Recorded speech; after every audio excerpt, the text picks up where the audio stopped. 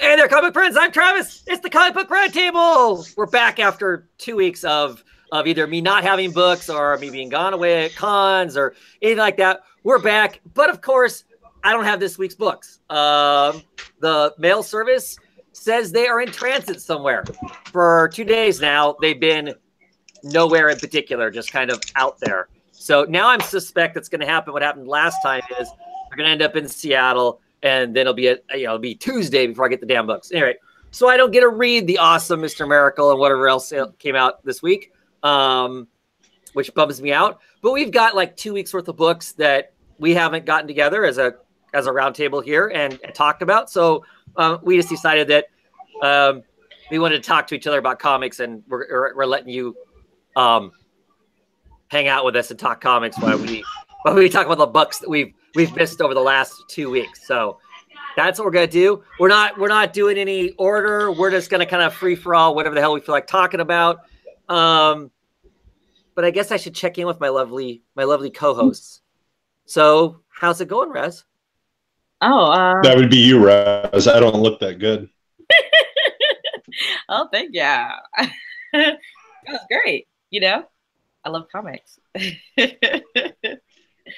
And Mike, sir, how's it going? I made it. Yeah, I'm not going crazy this St. Patrick's Day, so yeah, you're not just tanking up on the green beer, and no. You've already eaten your cabbage and whatever. What is it? Corned beef and cabbage. Yeah. Is that what it is? Okay. I am. This is as close to green as I got today, so you see where I'm at with the holiday. So yeah, make your liver green. There you go. Yeah. No, in fact, I was watching the Paralympics today. That was my big thing for today. So sweet. I would have been reading comics, but I didn't have any. So I got lots of back issues. That's not true. I did read some real back issues. At any rate, so we're here. We're gonna talk some comics. What do we want to talk about? Anybody got a dying? Oh my God! The last 2 weeks, this is the book we got to talk about. Did I put Rez on the spot? Yeah. Let's see. Yeah, I guess the my most like, oh my gosh, book had to be Saga. Yeah. Saga's always like, oh my God, like what did they just throw down to us? You know, I always feel that way whenever I read Saga. Yes. Man, this dude. This dude, what is his issue, man? Chris Robot he's a creep. I love him. I love this dude. He's a creep, but you love him, huh? Love him, yeah. I mean, he's always doing something conniving and sneaky, but you gotta love the dude. You gotta love him. I don't even think. To me, it doesn't even seem like it's conniving and sneaky. So you know, obviously, well, he's just got this incredible survival instinct, right? Yeah, that when something really bad starts to happen, he just makes choices that a lot of the rest of us kind of go, ew, that's really morally ambiguous at best. Yeah. As he's going to sell everybody out, you know? He has to do what he has to do, which is why I love the dude. But at the same time, but the thing is why is he doing it? He's doing it so he can get some more tail, right? Because he's concerned that, because he's in a pretty hot and heavy, sexually anyway, relationship with Petra. Yeah, Petri, right? Yeah. Petri, and you know, she's basically informed you that, look, when this whole kind of crazy run from the government thing is done, we're done, because I'm a Mooney, I never can remember what they call the what is the Reefs and the whatever the other group are called. I don't know why I can never remember them. Anyway, that, you know, once they've done their running from Paulian, I think so.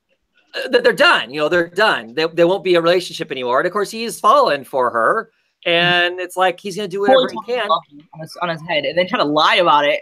He's like, "I love you." Right. But his head. Yeah. Right. Can I show that? Because she's like, what did your dumb head just say?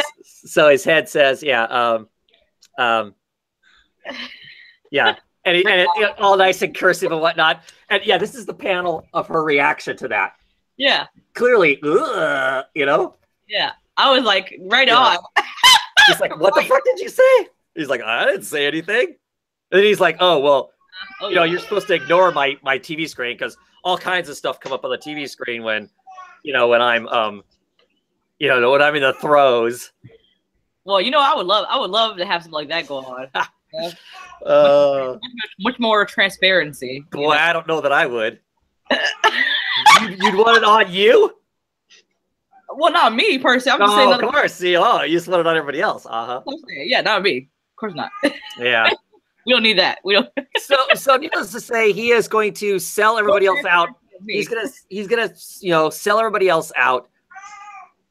Tell their story to get what he wants, to get the secret identity for him, his kid, and for her. Right. That's the plan. Of course, while he's saying this, his screen is saying, just repeating, just over and over and over again. Right.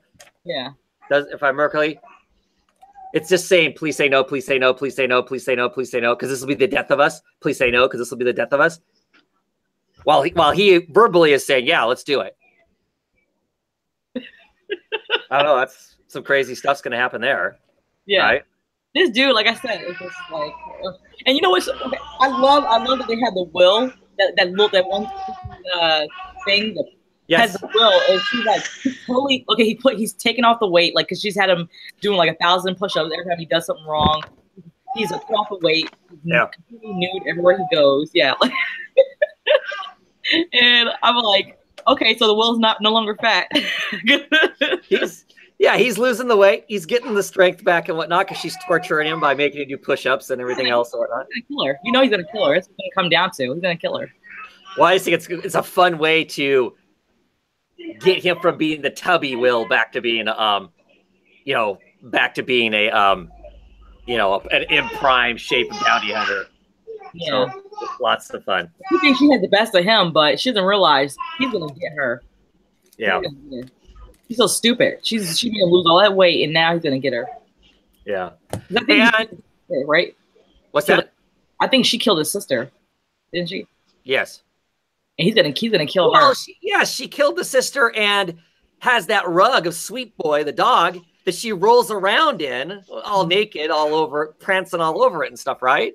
Yeah. So I mean, yeah, she's pretty evil that she would kill the dog, Sweet Boy, and turn him into a rug. Yeah. But she didn't realize he's gonna murder the shit out of her, like for real. More than likely, yes. Yeah, and then you got the fight with the kids and how, how mean can kids really be, kind of thing. Oh, yeah, the Hazel and Prince Robot's son, Squire. Yeah, yeah, that was really that was a pretty childlike fight. Like, I mean, you expected, like she said, where you're, yeah, it was really sad. Yeah, it was rough, but very well written because that's. The kind of thing that happens and whatnot. So yeah, good stuff all around. I really, as always, I mean, there aren't bad issues of Saga as far as I'm concerned. So yeah. And what we're on 49. So yeah, I loved it. Loved it. 50. Yeah. Good stuff. Not sure if Mike is there or he's. I am. I just turned the video off, so I didn't get as much lag. Okay. Cool. What do you want to talk about, Mike? We could discuss Black Bolt, number 11. Black Bolt. Where you were correct that it is the jailer, and I was correct that it is the child, both at the same time. I didn't realize when he transformed that he transformed into the jailer until this issue. Right. I'm trying to dig it out here. My piles of books. Yes. Okay, so next issue is the last issue. Yes. It's a gorgeous book, and I'm heavily invested in these characters. I don't know what happens to them after this, as far as what's next for the characters past this. But this team of Ahmed and Ward, the creators in the book, I just think do a really good job together of creating this year-long tale that's been really enjoyable. Definitely, yeah. I know that the idea is this story feeds into the next one of just Black Bolt Medusa, but of course I don't believe Ahmed or Ward is on it. Ward is even saying to people, what should I do next? Should I do my own book, sci-fi? Should I do my own book, fantasy? Should I, it threw out a whole bunch of ideas, and of course, everybody said your own book, sci-fi. So that'd be cool to see that. But the continuing building of character. I mean, I've loved the layers that we've gotten out of Black Bolt himself. What was also interesting is just how much I cared about Titania in such a short run. Yeah, because she's only been in like 3 issues, right? Yes. But she's, just really well thought out and feels whole in just the amount that we get there, that we get of her and whatnot. It definitely.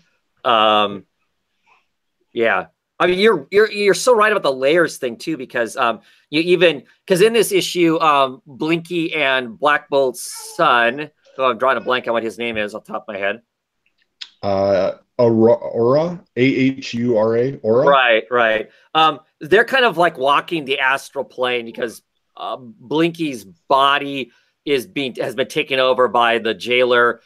Blinky's psyche's walking around, and Black Bolt's son is there also. He's kind of been pulled in because Black Bolt in some way is telepathically kind of drawing to him because he thinks he's dying and he needs some help, whether intentionally or not.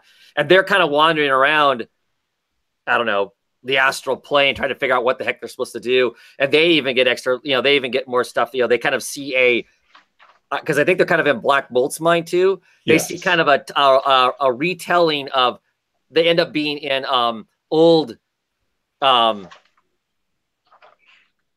Natilin?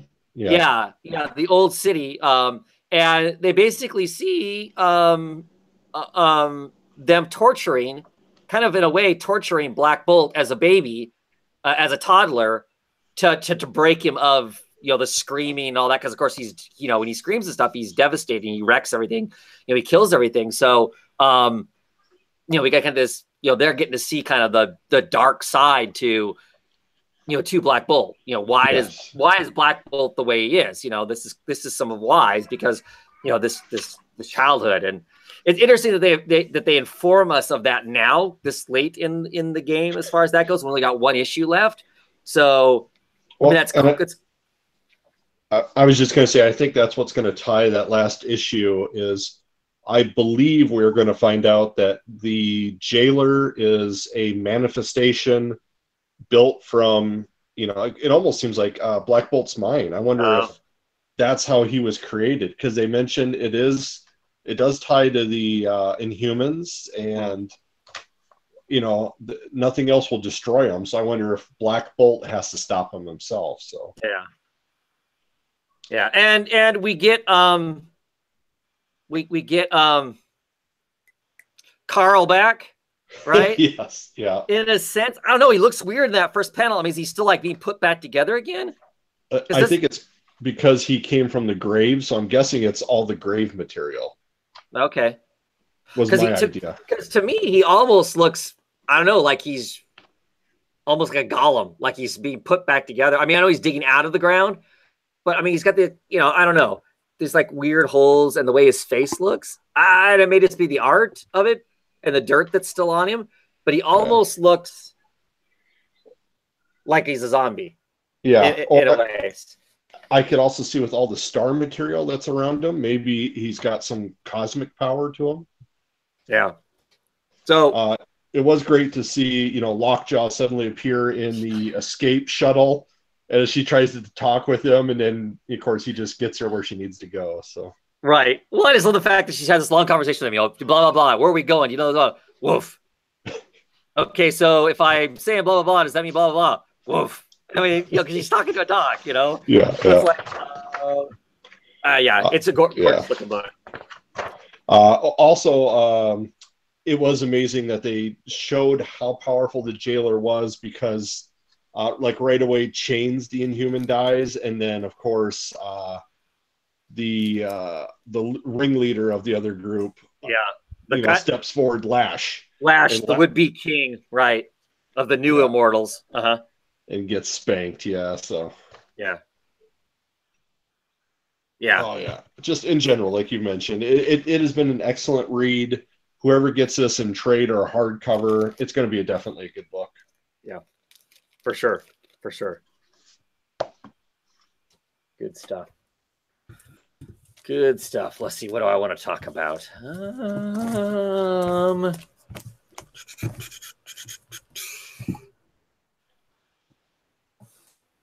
Royal City. I know Royal City is like 3 weeks old. I got mine 2 weeks ago. I still kind of wanted to talk about it. I know that, you know, Rez, definitely you read this and whatnot. So, you know, we're kind of getting to see, because we're kind of back in time, we're getting to see kind of set up the chain of events that kind of locks these people into their lives.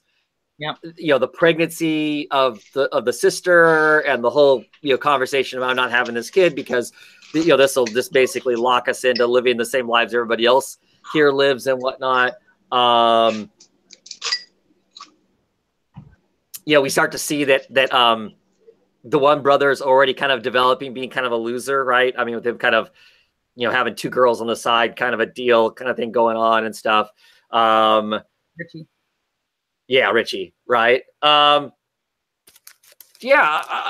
This issue wasn't as fast for me. I mean, as far as like giant revelations, I didn't really feel like.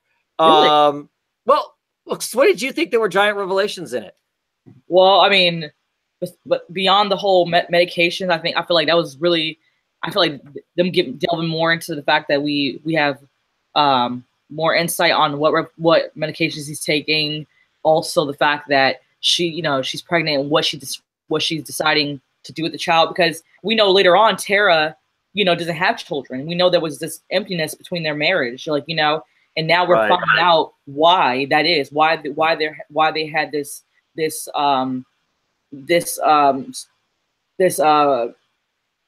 strife that they had, why this contention. This contention that they always had, and now we see is because he wanted children and she didn't. Okay, so yes and no, but we don't know. I guess what surprises me is she still marries the guy. Yeah. Right? This is still the guy that she marries, even though at some point maybe. I mean, because we don't know what happens. I mean, she's kind of indicated that she's clearly going to go get taken care of because she's going off the drink. Yeah. But we don't know. I mean, we don't know for sure, right? We don't know. Did she have an abortion? Did something happen there? She can't have more kids. That's why she doesn't have kids. I mean, she still ends up marrying the guy. Why would to me, that's interesting, I guess, in a sense. I want to know more, I guess. I want to know what more happens there for them to end up being married with this kind of thing between them. So, you're right. It is interesting. I love the part with mom. Yeah. Where everybody's gone and she just sits down and how alone she is. Yeah. I guess that kind of sets up why does she end up having the affair? Yep. Because there's nothing. Yep. Empty house, all the kids gone. Yeah, exactly. That was another thing too. I felt like the another revelation too was the fact that we finally see Tommy make his move with Richie's girlfriend, because I think me and you are probably reading this along and wondering, was he ever going to go there with her? He had a crush on her, so that was a revelation, I think. Seeing that he finally, made his move somehow, like he's and more so was her saying, "Hey, you can kiss me," but still was there. It was there, permeating in the air. So I liked that. And then also seeing Tommy, narrating his own, soon-to-be death, saying, "Hey, this is the moment before I die." And then also, I like this whole overall theme of this book, where we know that this whole narration that's going on before the story is essentially the book Royal City. This is the book that was stolen from Tommy's journal.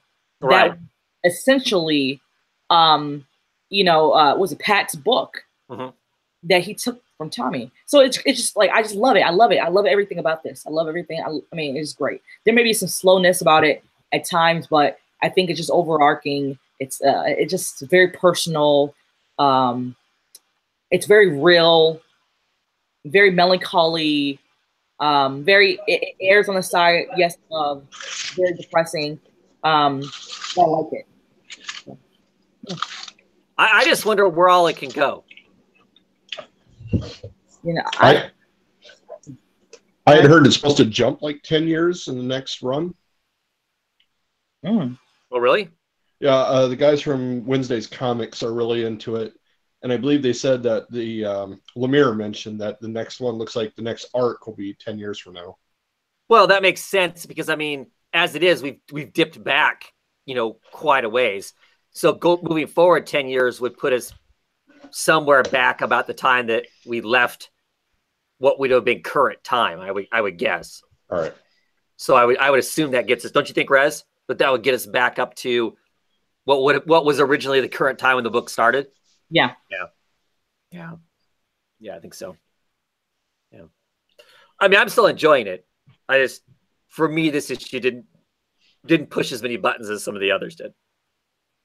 So, Rez, what else do you want to talk about? Let's talk about Days of Hate, because I think that was something that we were talking about last week that we found. Yeah. Me and you talked about the book because we weren't sure we were going to talk about the book on air and whatnot. So yes, Days of Hate, issue number 2, or chapter 2 of 12. Yeah. This book. It's shot. It's something else. So just premise wise, this issue is called Alternative Facts. They keep playing on what's currently going on, at least within the U.S., as far as some of the political, ramblings that go on and whatnot, and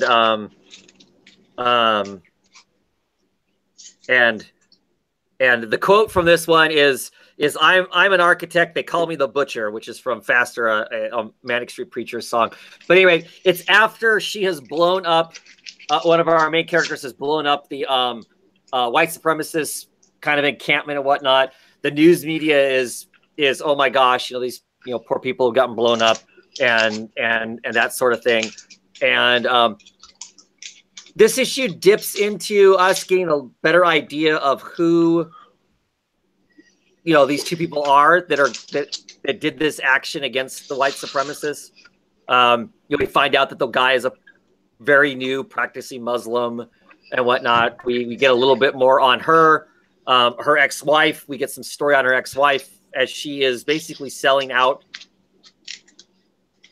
She's somebody who's had a history of being suicidal, it seems like. She does have a noose in her house that she walks up to and contemplates in this issue and says, "Nah, not yet." But she's giving Homeland Security all this information on her ex-wife, who is this person who blew up this white supremacist place.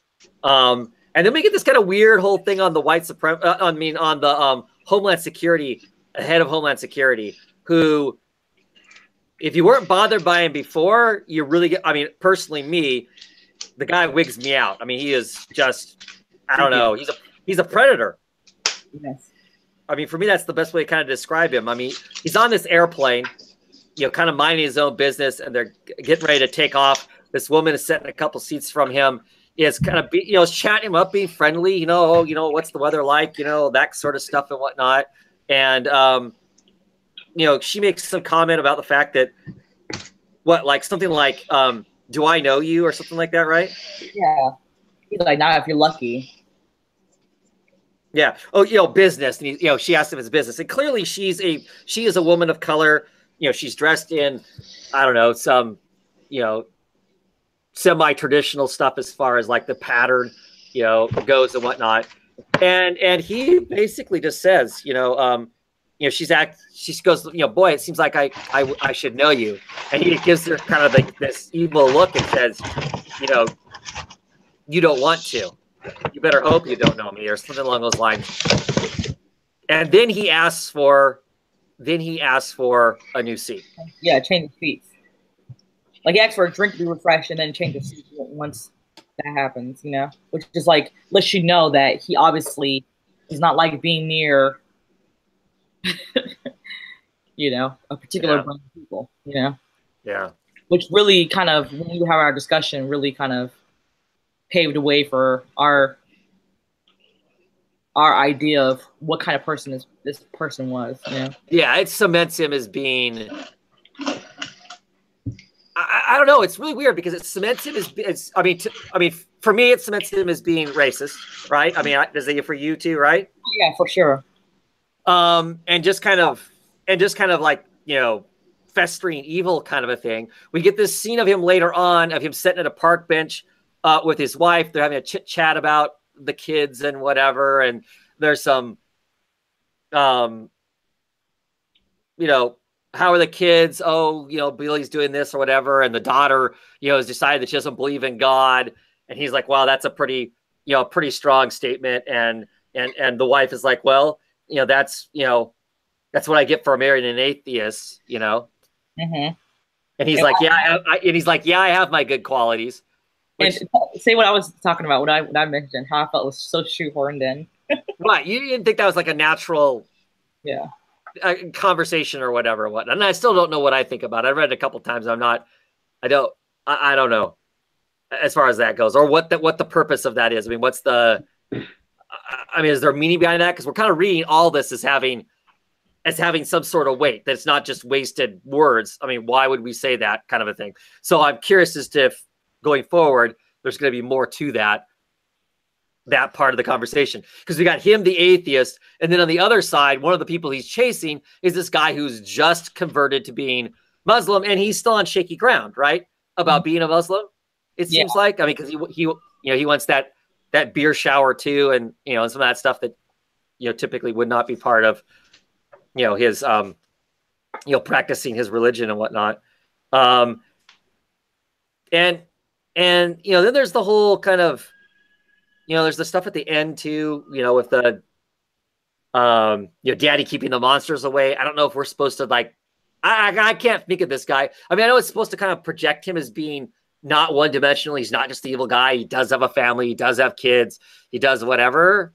I don't buy it though. I know. I guess. I don't buy it either. I just feel like he just it's kind of like, I feel like he's kind of equivalent to like what we would see with like a Ted Bundy of sorts. Like he seems kind of friendly of some degree, but really he's a nefarious kind of person. Yeah. Underlying. Kind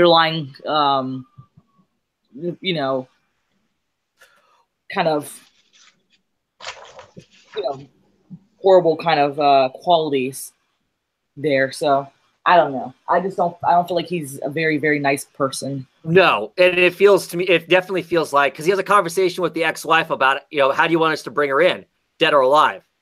Which is not something a government official should be saying, right? I mean, to me, that's just crazy. So I feel like he's clearly going to be somebody who is using his power to enforce his ideology as opposed to necessarily enforcing the laws. That's more important for him to be enforcing his ideology as opposed to being a government official that's supposed to, uphold the Constitution and all that good stuff that those types of people are supposed to do and whatnot. So, I don't know. It was an interesting issue with some, definitely paints some of the characters in, very specific lights. So I'm curious to see where the story goes from here and what else we're going to get. Yeah, for sure. I don't know if the book is like blowing my mind, but it is thought provoking. And that's, I think, clearly what it's supposed to be. I would say that exact word. Yeah. Having it for sure. I would definitely use that for sure to say that. Definitely. It's intriguing. To say the least, but nevertheless, I wouldn't say it was something like mind blowing. Right. I'm definitely gonna keep getting them. I'm interested. So yeah, for sure. Alrighty, Mike. What else do you want to talk about? Would you like to start with Gideon Falls then? Oh yes, let's talk Gideon Falls. Which I was. Let me see if I can find my copy. Was super excited to get, Rockstar creators, as far as I was concerned, on it. Jeff Lemire and Andre Sarantino, right? Right. Yep. And many a cover was out there. I think I might have got one different than you. You did. I got the standard cover. I got the A cover, the one where it shows like Manhattan Island in the shape of one of the main characters, because he's wearing the filtered mask that he wears all the time. I noticed Yeah. that like the next issue, it's an island facing the opposite direction, and it looks more like somebody else, one of the other characters that's in the book. Anyway, yeah. So what do we think of Gideon Falls? Rez, did you read Gideon Falls? I sure did. Okay. Yeah, I thought it was pretty decent read. I wasn't like, oh my god, it was outstanding. Mm-hmm. I want to get to this picture, this double page spread. Yeah. What the hell are we looking at? Yeah. I mean, I get that it's his room, but are we wearing like goofy goggles or something? I mean, so this back wall. It looked clearly fisheye lenses. Why? I didn't know why either, but obviously, clearly the guy is, and I feel like, you know, that one guy, what's his name? The one who's talking to the psychiatrist. One of our main characters, right? The main character, what's his name?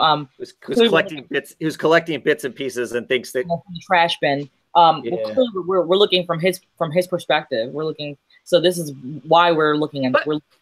Okay, so it's from his perspective, but I don't understand. So you're telling me he walks around, and the world is folded. I mean, you're looking at his whole room. I get the idea that we're seeing his entire room, because like if you stood in the middle of this and you folded this together and could look inside my comic, it would be a 360-degree view of his room. I totally get that. But on the page, this makes no. Why would we get a 360-degree view of his room?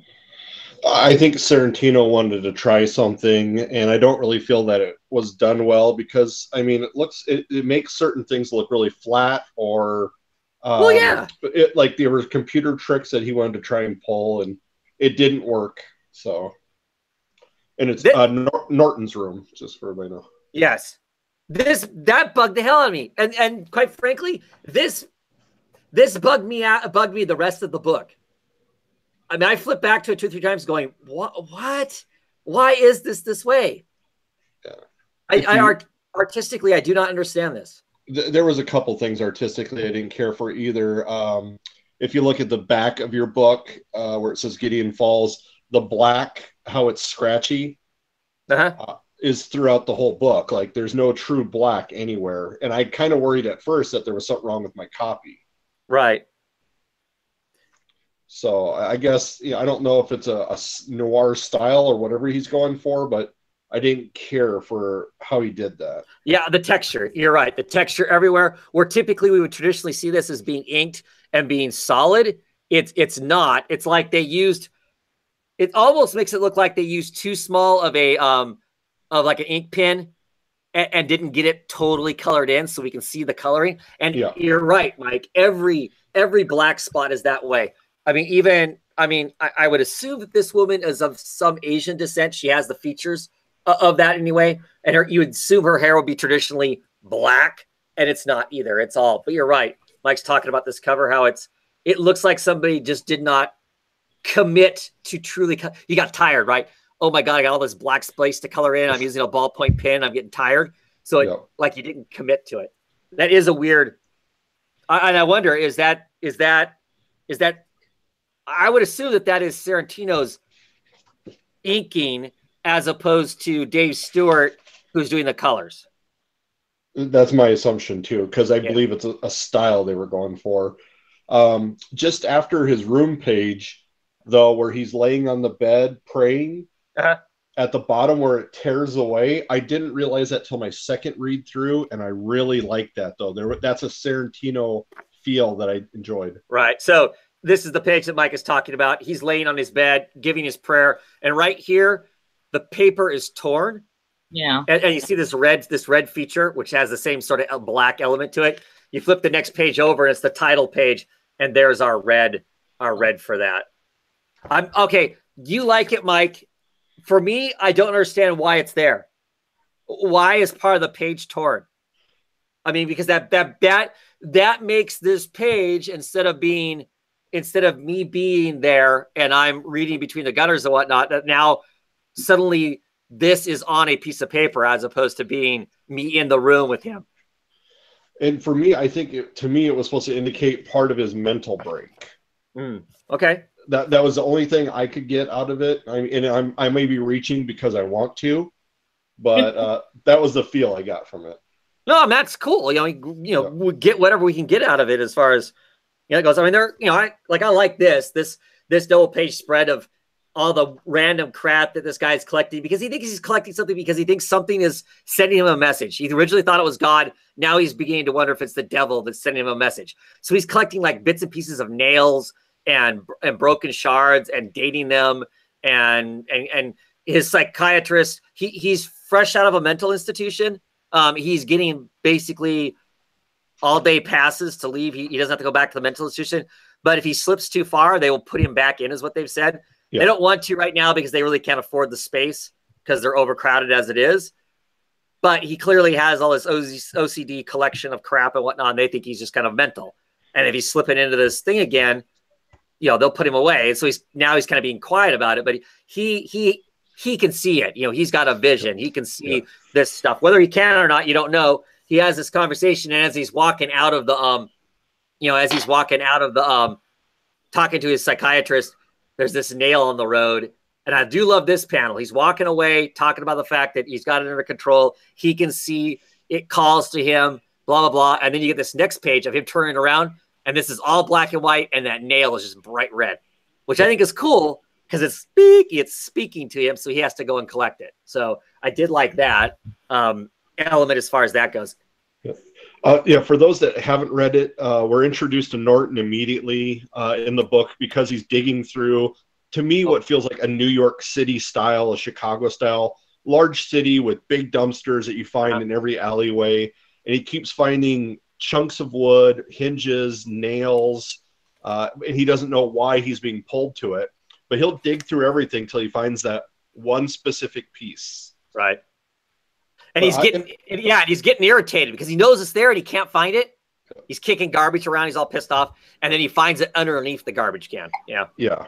And evidently he has been digging through garbage before is what I feel when he was talking with his therapist, that this is a symptom that he had of something else, his psychosis. But he feels that this one is different because, like you said, he's had a vision. He feels there's a calling and he doesn't know who is doing the calling. Right. Right. And the other character we're introduced to is Father something. Wilfred. Yeah. And he is a priest who was kind of falling apart at some point and ends up going back to seminary and doing some teaching. And then the church decides it's best for him to go back out into the community to practice again.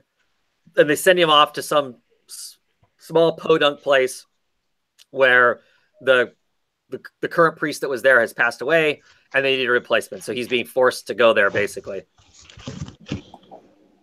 Yeah. So Wilfred is at Gideon Falls. They specifically picked that one for him. So other people I've talked to didn't realize it was supposed to be two different towns. They thought that this was like at the edge of a bigger town. Oh. But I'm guessing that there's going to be some distance between the two of them. So, I mean, that's a tough part in our story, too. It's two storylines. Because for me, this clearly, look at that cityscape down there. He's in the big city, right? I mean, that's clearly where he is at, where Norton is at. And then we see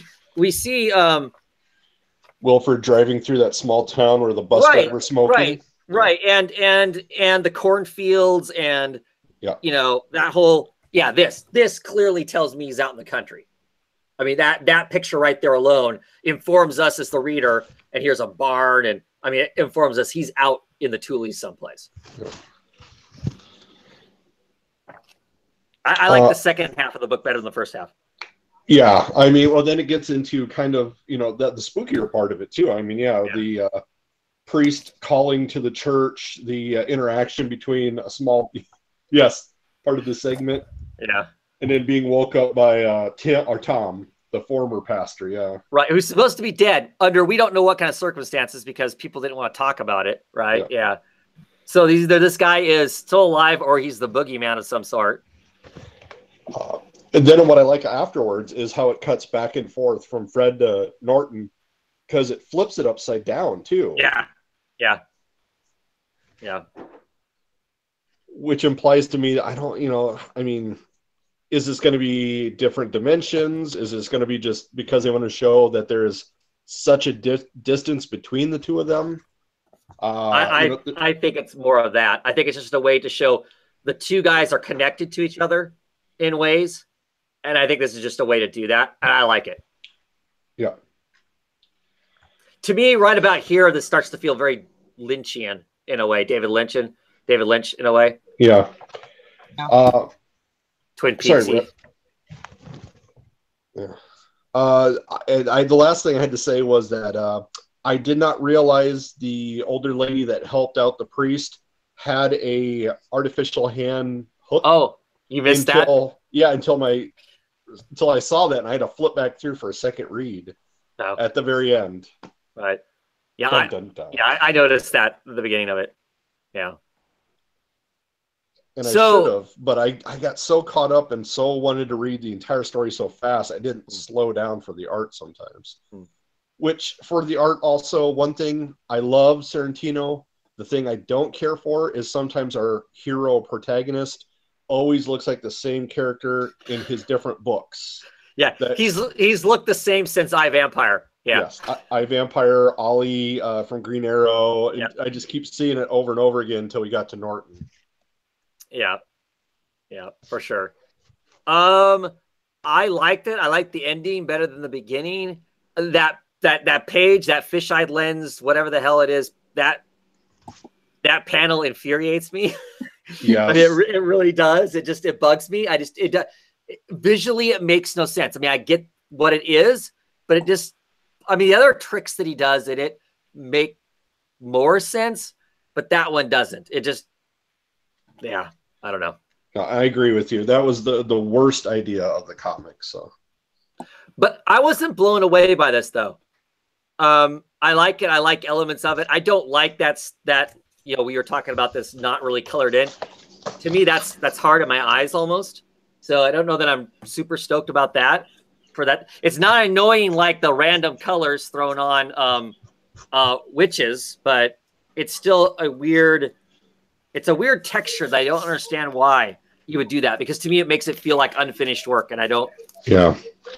I did like in the very back though. I mean, he did give us a little description on why he kind of wrote the story, but my favorite part was, of course, with Lemire, you had to ask, and he tells you we have a whole idea thought out, and that it's all mapped out. We don't know how many issues until everything kind of goes on, like how well they sell.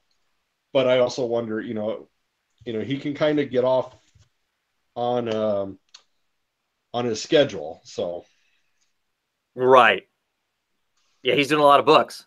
Yeah. So, yeah, yeah. I mean, I'm on board clearly for some more issues because I'm pre-ordered, but I would order anyway. If I wasn't pre-ordered, I would be picking up the next issue of this just to see where it's going to go from here. Yeah. The Sorrentino is what got me locked in, so I'm Sure. definitely staying for that. Sure. Russ, I know what you think about Lemire, but what do you think about Sorrentino? I really enjoy his illustration style, and I was reading Old Man Logan with him and Lemire on it for quite a while. I was jumping back and forth in and out on that, and I enjoyed that for quite a while. So this is what made me jump on this. Okay. And I'm kind of confused on why I didn't enjoy this first issue as much as I enjoy Old Man Logan. I told everybody after I read it, it was the hype. The hype built up. I was excited, and nothing was going to reach that hype level. But yeah, the thing is, if you're trying to hook somebody with one issue, there's a lot of this stuff out there. I don't know that this is phenomenally better than the rest of the stuff. Yeah, it's not bad. It wasn't bad. It was just that, like I said, some of the art, some of the panels for me tripped me up a little bit. Some of the choices that that kind of pulled me back, and I think also too, which and this may be odd. This may be the oddest thing to trip someone up, but I think the woman that met the priest, her name tripped me up.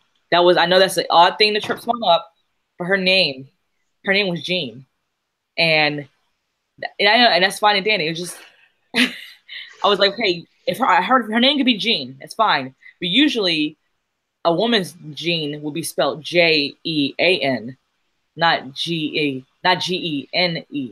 And I just thought that was really odd of a way to spell Jean. Well, that's a good catch. I didn't even notice that. Yeah, and it bothered me the whole entire issue. So, and so the whole entire issue, I was like, oh, I'm really upset about it. Well, you don't have to worry about it anymore because she's Yeah. I don't think she's going to be much of an issue after this. I know, and also too, another thing that tripped me up too was the way she looked. By the time she got killed, by the time she was murdered, I was like, she didn't look exactly the way she, like her features, her actual features were very different than when we had first introduced. Like, I mean, just look at her when we first were introduced to her, opposed to how she looked when we met her demise. She just looked different. I just was like, is that the same person? Just wasn't too sure. And so, yeah, the art was just very rushed in areas. So, wasn't the biggest fan of this issue per se. I just feel like it was rushed.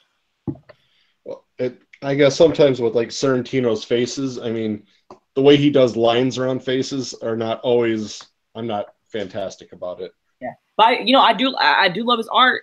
I loved it in Old Man Logan, but this one was just, it seemed like something was off. Yeah.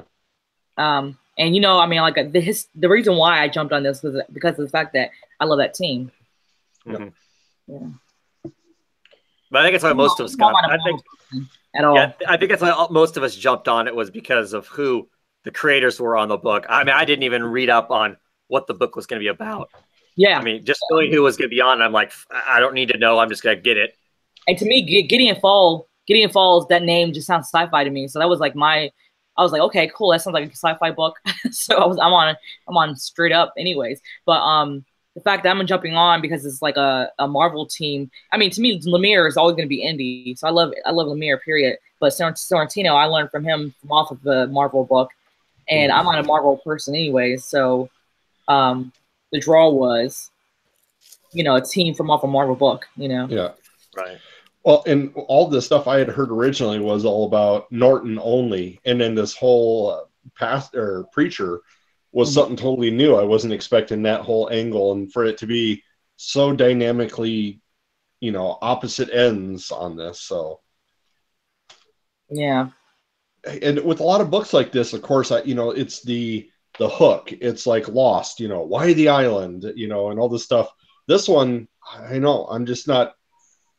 The barn, I guess, wasn't as fantastic an idea as what maybe they tried to think it was. So right, there wasn't a hook. I mean, I think you brought up an excellent point, Mike, when you said that there are a lot of books out there like this.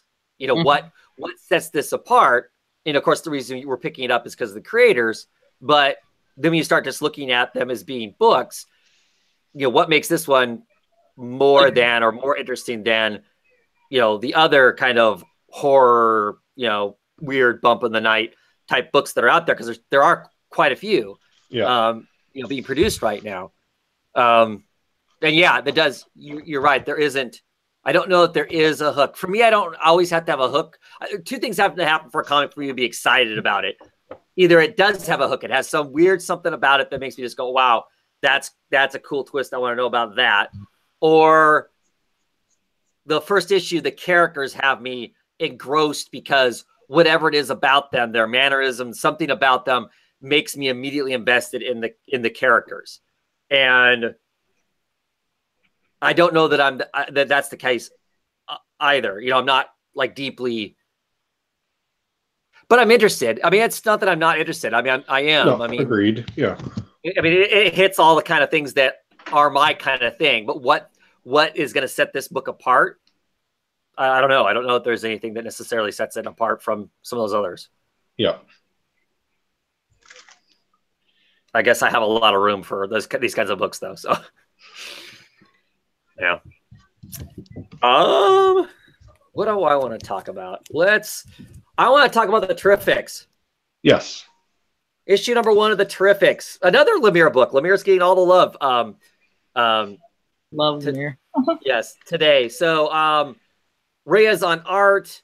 when we were written part of the new age of heroes from DC, this has been kind of floated as being the Fantastic Four of the DC universe, since how Marvel isn't doing the Fantastic Four.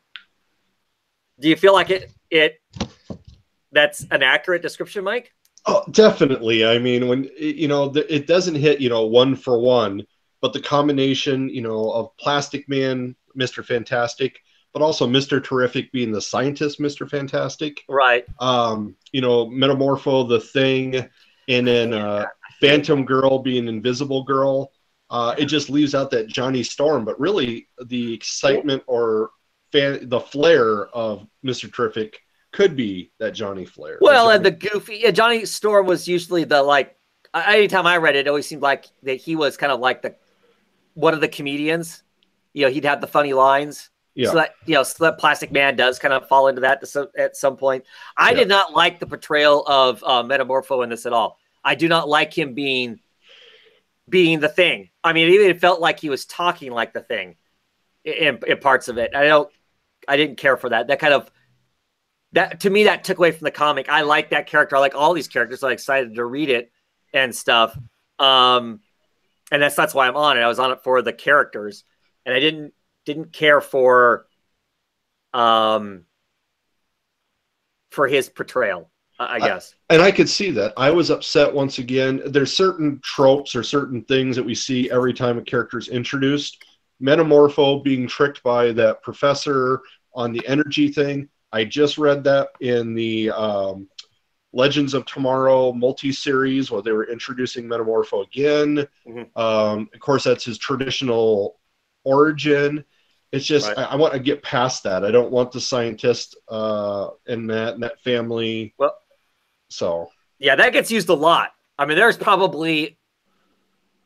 lot of Metamorpho books, but of the Metamorpho books, there's probably a couple dozen him getting duped by Sapphire's dad in some way or another, because he's so in love with Sapphire, right? That's her name. I think her name is Sapphire. Yeah, I believe that's correct. He's so in love with her that he does anything pretty much that, that's going to get him closer or in better with that. And so, yeah.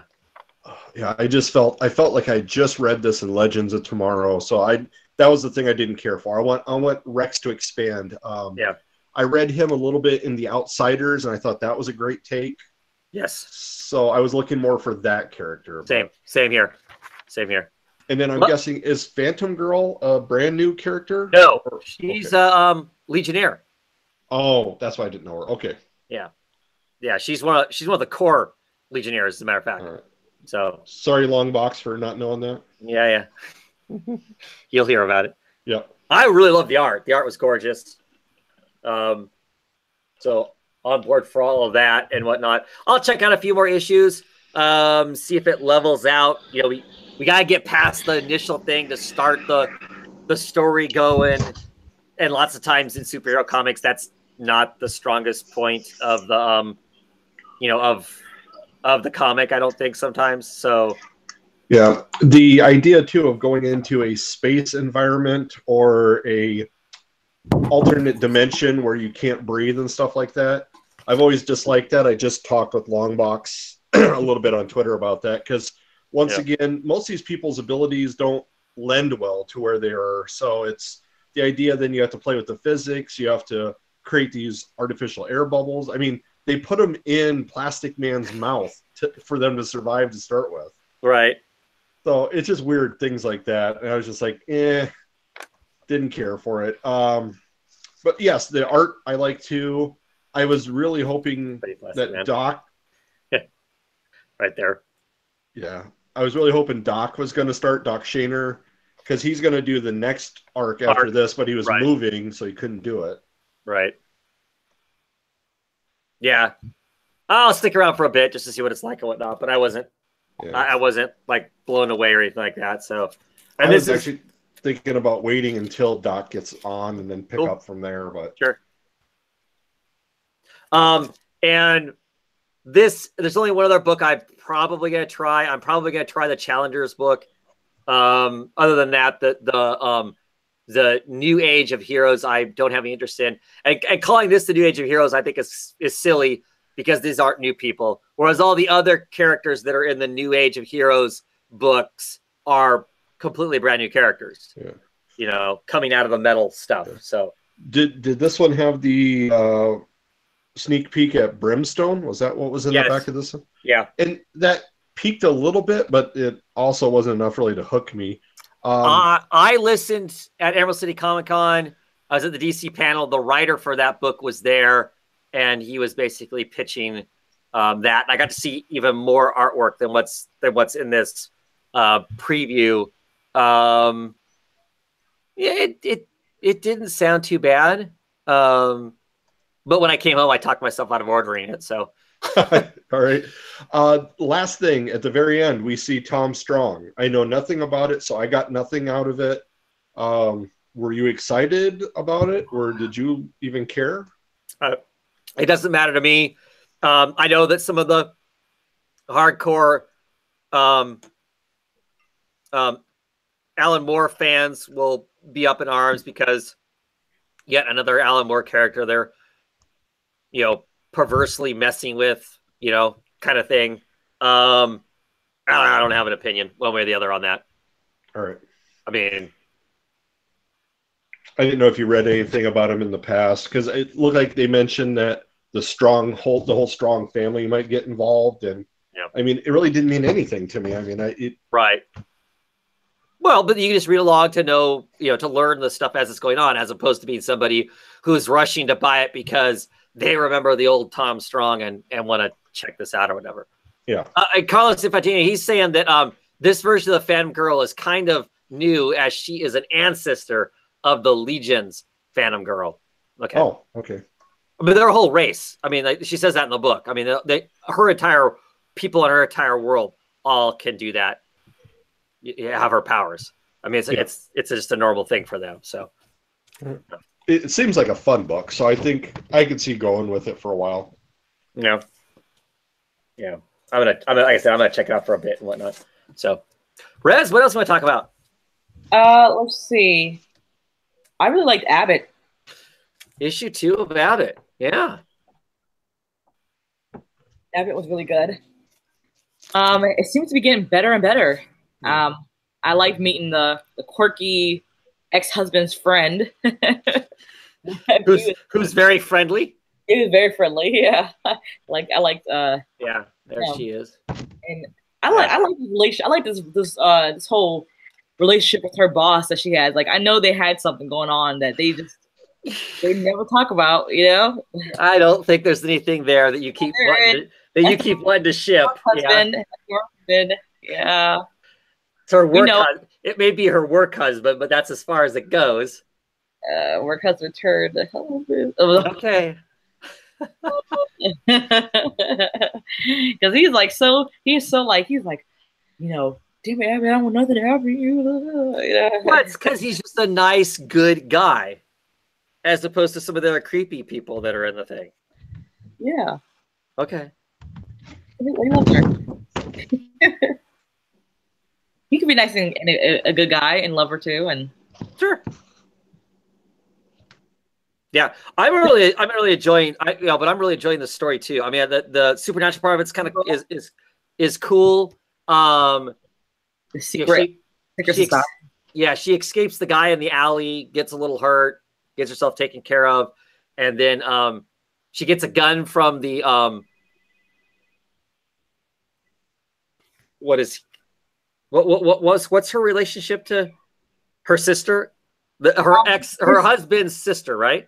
Her sister, okay, she took down the organization her sister worked for.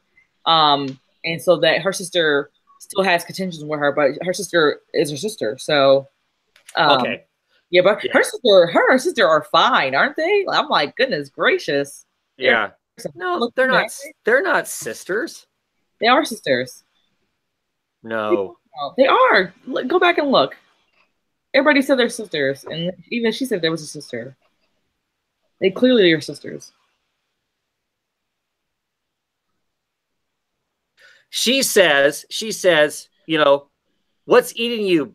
What's eating you, big man? You never act like this except when your sister and I share the same room. damn, is Amelia here? See, it's the bartender's sister, not her sister, because they're playing footsies underneath the table, because that was going to be really weird and incestuous otherwise. Oh, they were playing footsies? Because they're playing footsies here, and she implies I didn't see that. I didn't see that. When she holds her hands and she starts talking, she implies that, hey, maybe me and you could have a good time like we've had in the past. And she's like, knock it off. It might, that's dangerous talk. Because she says, knock it off, that's dangerous talk. And the sister goes, oh, come on, it's the 70s, move on to the 70s, get out of the 50s or the 70s, implying that there potentially is some sexual tension there between the two of them. You're still calling it sister, so I'm still confused. I'm Amelia. Okay, I'll call her Amelia. Is that better? Okay. Yeah. Well, clearly they're not sisters. No, they're not. They are not. But I like that it's getting exciting and whatnot. Clearly, it gets even crazier. You get this crazy centaur monster dude that shows up and makes her crash her car, and there's all kinds of nutty stuff going on. But I just really like the character. She's an interesting character, and they're doing a really good job of continuing to build on her. On Abbott as being this interesting character. We got 2 more issues to this thing, though. I think it's only 4 issues. Oh, 5 issues. 5 issues.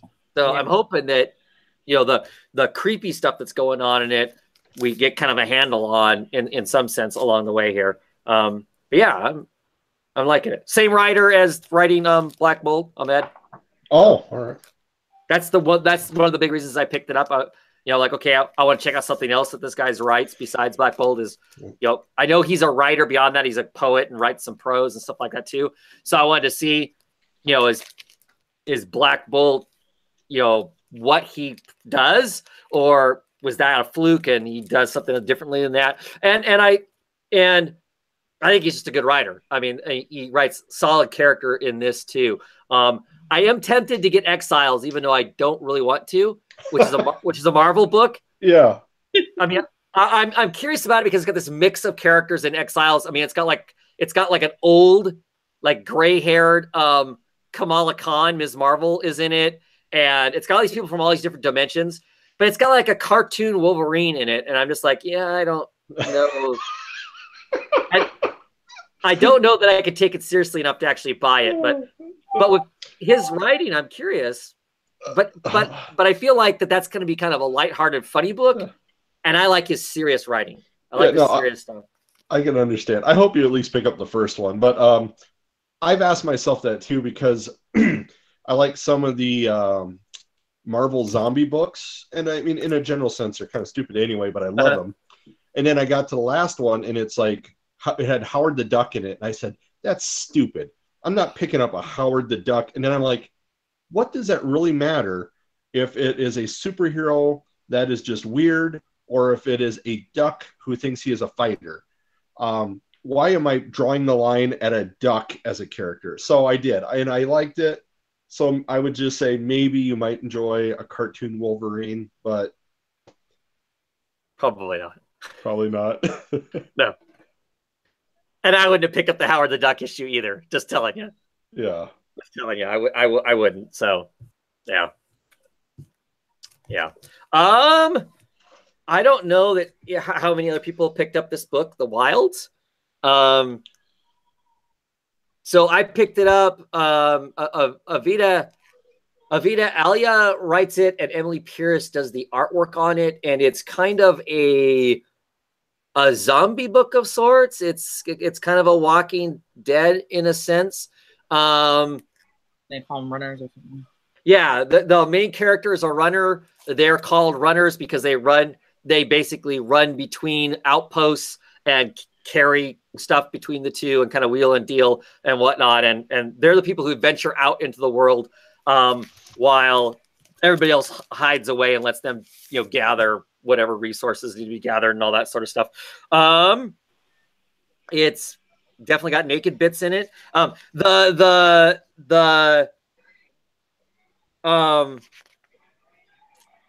do I say? The zombies are interesting because they're plant type zombies.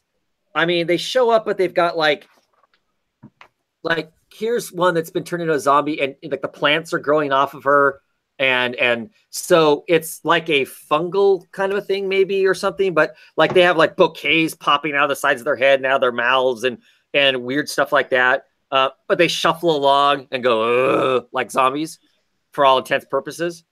So that's weird, but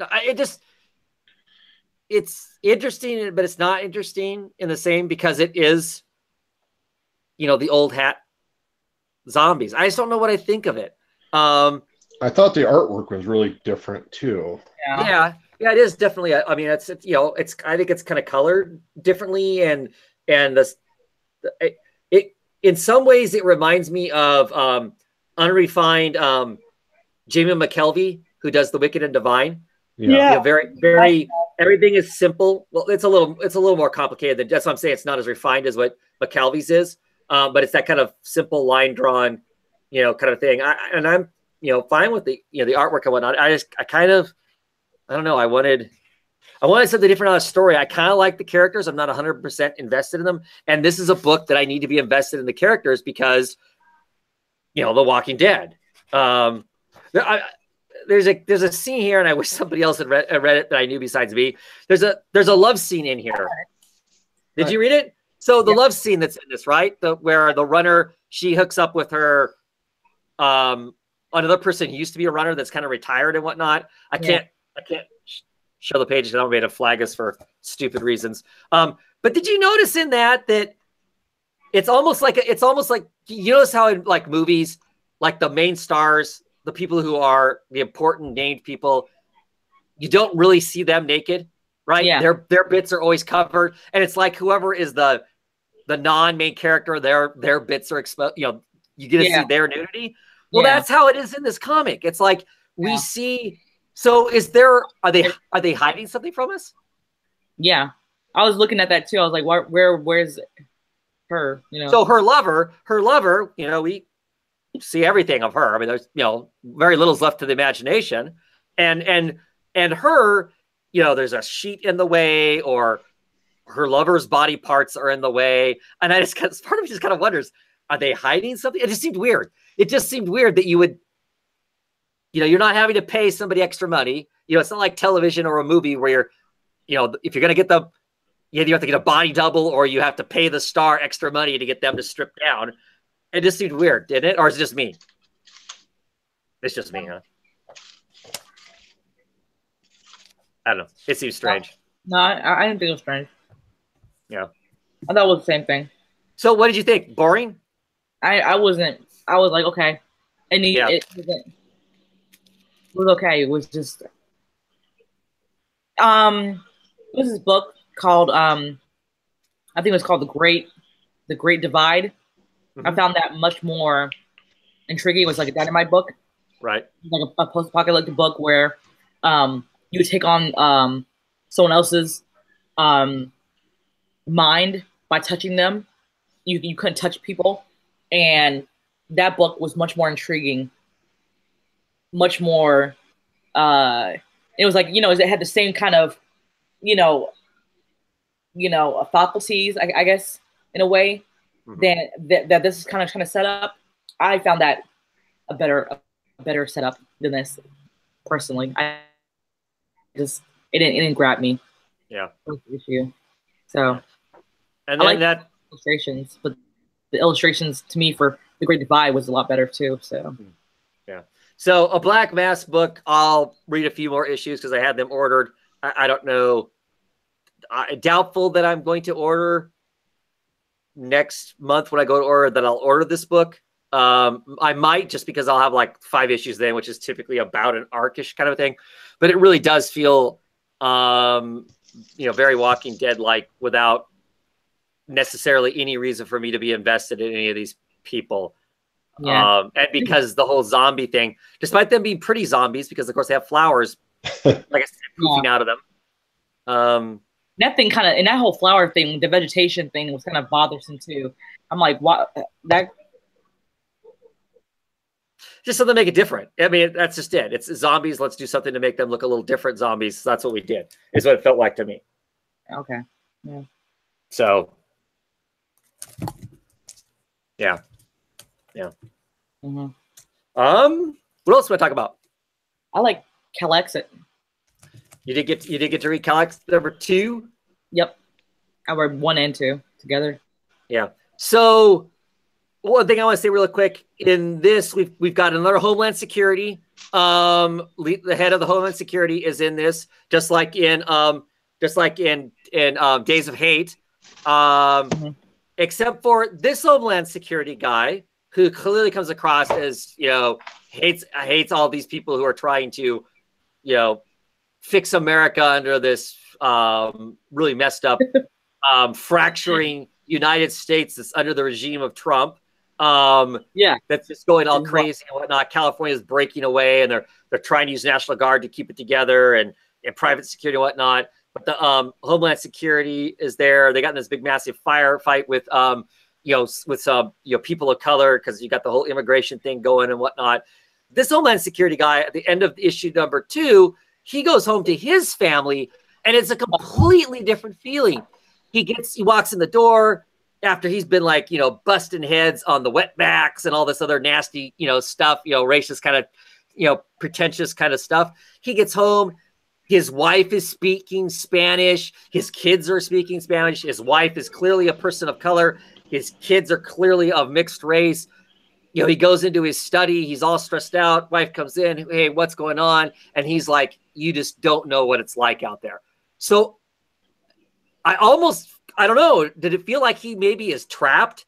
That he's doing this stuff that he doesn't necessarily want to do, but he's trying to save his own family, because his family live off in this gated place that's away from all the craziness.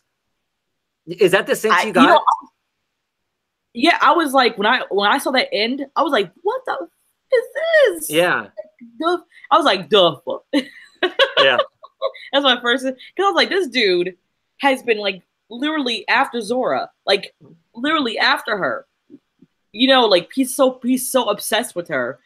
Just obsessed to the point where he'll torture and murder people and hires gang thugs. Yeah. Yeah. Yeah. He's taking pull sticks and shoving it into people's mouths. And I mean, you're hiring not almost skinhead Nazis. Yeah. Dude, you're a bad guy. And then you're married to people, the one person you procreated with this person that you're trying to get out of you're trying to rid the country of. So it just kind of makes you wonder what's going on here. Does he hate well, you have people like that. They hate, they create with the person that they hate so much, it's so you think that's it? Do you really think that he is a racist and whatnot? And I don't know. Yeah. I'm not 100% sold on that, just because of the way at the very end where he's like, what else could it be? I mean, the guy he's legitimately having serious anxiety here.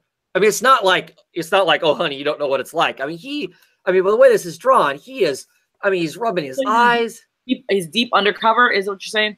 He's so deep undercover that he's willing to do anything. Yes, to protect what he has. Because these last pages, he's so far gone. He goes home to this beautiful place where everything is beautiful. It's not a war zone. It's nothing like that.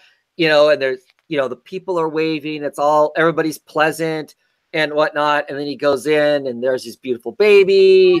He has children, this beautiful life. And what he's having to do to protect that, I don't know. I'm not 100% sure. That's what I'm saying is with this one, I was left with a pondering. Not saying the guy isn't doing horrible stuff, because clearly his day job is vicious as all could be. But I guess I'm buying that this guy has another side to him that I did not buy in the Homeland Security guy from Days of Hate, I guess is what I'm saying. To me, that was it. That was an interesting dichotomy between the two books, having read them so closely together with each other. I can see what you're saying. I can see there. Yeah, I could buy that too. But at the same time, all the stuff this guy is doing. Yeah. I mean, and listen, I've known people like that. I've known people who so. Well, we're right. I totally get the fact that you can be you can say I have black friends and still be a racist. I get that. I get that whole concept. You meet people like that every day. We just sit here and smiling, grinning her face, and then yeah. So yeah. yeah. So I mean, so I guess I'll see. But like I said though, just for me as a reader, I bought more into the idea that maybe this guy is something else. There's something else going on with him versus the other guy. So that was interesting. We had these 2 books with the Homeland Security guys in them, and maybe he's just dealing with some moral quandaries. I mean, yeah. knowing that he just does some horrible shit, and he just kind of, you know, dealing with it when he's looking at his wife's face and knowing that he just right. Okay, dealing with it. So part of the concept of the book is there's this this young Hispanic woman who is like at the head of the rebels who are trying to, you know, stay in America and have America be what they feel like it should be versus what the government is trying to push it to be and whatnot. She needs to get across the border because they want to kill her and they'll do anything to basically kill her and get rid of her. The first issue, there's a massive gunfire. Lots of people die. There's a woman bleeding out on the steps. The husband is calling 911 and 911 keeps saying, I'm sorry, we don't go to that neighborhood. If you drive her to the hospital, we'll help her. And she basically bleeds out and dies. Her daughter is there. Her daughter is having a conversation with this rebel leader saying, my mom's dying because of you. And yeah, you're not doing anything. You know, what's the point? That was a very poignant and I thought really, really good and really tough conversation between this, like, I don't know, 5-year-old hanging onto her giraffe and having a conversation. And she's basically being hardball and saying, you know, it's for a good cause. She went out like a warrior. And the girl's like, you know, yeah, screw that kind of a thing. Yeah, walk away. Yeah, and so how they're sneaking her out is this guy who's a motorcycle courier is driving her out, and he is driving her out. She is dressed as Wonder Woman in this comic on the back of her bike because, and the reason they're doing that is because in the first issue, he has this Wonder Woman person that's like they're at the China Theater there in Hollywood, you get autographs and pictures. That's how she makes her money. He was traveling with her and help him deliver a head. Yeah, help him deliver a severed head that they didn't know was a severed head. But he has these Instagram pictures of him going down on this woman dressed as Wonder Woman, and he's like, "Hey, if you dress as Wonder Woman," he shows her this rebel leader this picture, and she's like, "Oh, you're gross. You took a picture of that?" And he's like, "No, she took the picture of it." But at any rate, if she's dressed like that and on the back of his bike, the guards that he knows won't question him because they saw the video too and know that she's his hookup, and they won't even think about her being a rebel leader of some sort. So she's dressed up as Wonder Woman on the back of this motorcycle as Harley Davidson as they're zipping south because they need to get like to Tijuana from San Diego or something like that. They have to get down to San Diego and then get down to like Tijuana or something like that is where they're going to. It does not work out really well at the end of it, but it's just funny seeing in a non-DC book somebody basically dressed as Wonder Woman on the back of this motorcycle. I thought it was funny. I like the idea of how they were hiding her. The whole part was great. So that was funny too. I kept looking at that. I was like, is she like, what is I was like, oh my God. I was like, what is that? Yes. Yeah. It was definitely fun. I mean, I definitely really liked it. So, yeah, good stuff. I definitely enjoyed this book a lot more than Days of Hate, I have to say. Yeah. I'm too. It's got fun elements in it along with the kind of serious political elements that are currently happening in the United States, kind of a deal. And both books are set in the future where things have escalated a lot. So yeah, interesting stuff. Yeah. I felt sad for that one soldier who's going to get the antidepressants. Oh, right, the first issue. Yeah, just trying to make it through the day. Yeah, for sure. Oh, for sure.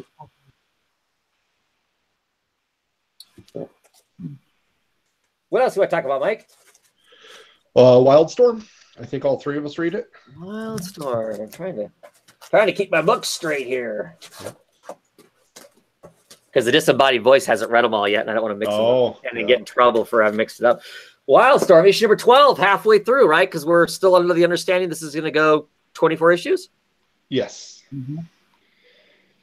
Once again, beautiful. I mean, now we've gotten to the, high point of all three people deciding to attack each other simultaneously without knowledge that this is happening. Right. I thought that was what made it a great. I mean, this is what you would see in the sitcom. It's, uh-oh, this happened exactly the same time as this, but it worked so well on this one. So, yeah. You know what's funny? I'm gonna say this. I knew the one character death that happened in there. I knew. I've been waiting for him. I knew it was gonna happen. I knew he was gonna die. I've been saying, like, ever since Jackie was like, ever since she had her talk with him, I was like, he's gonna die.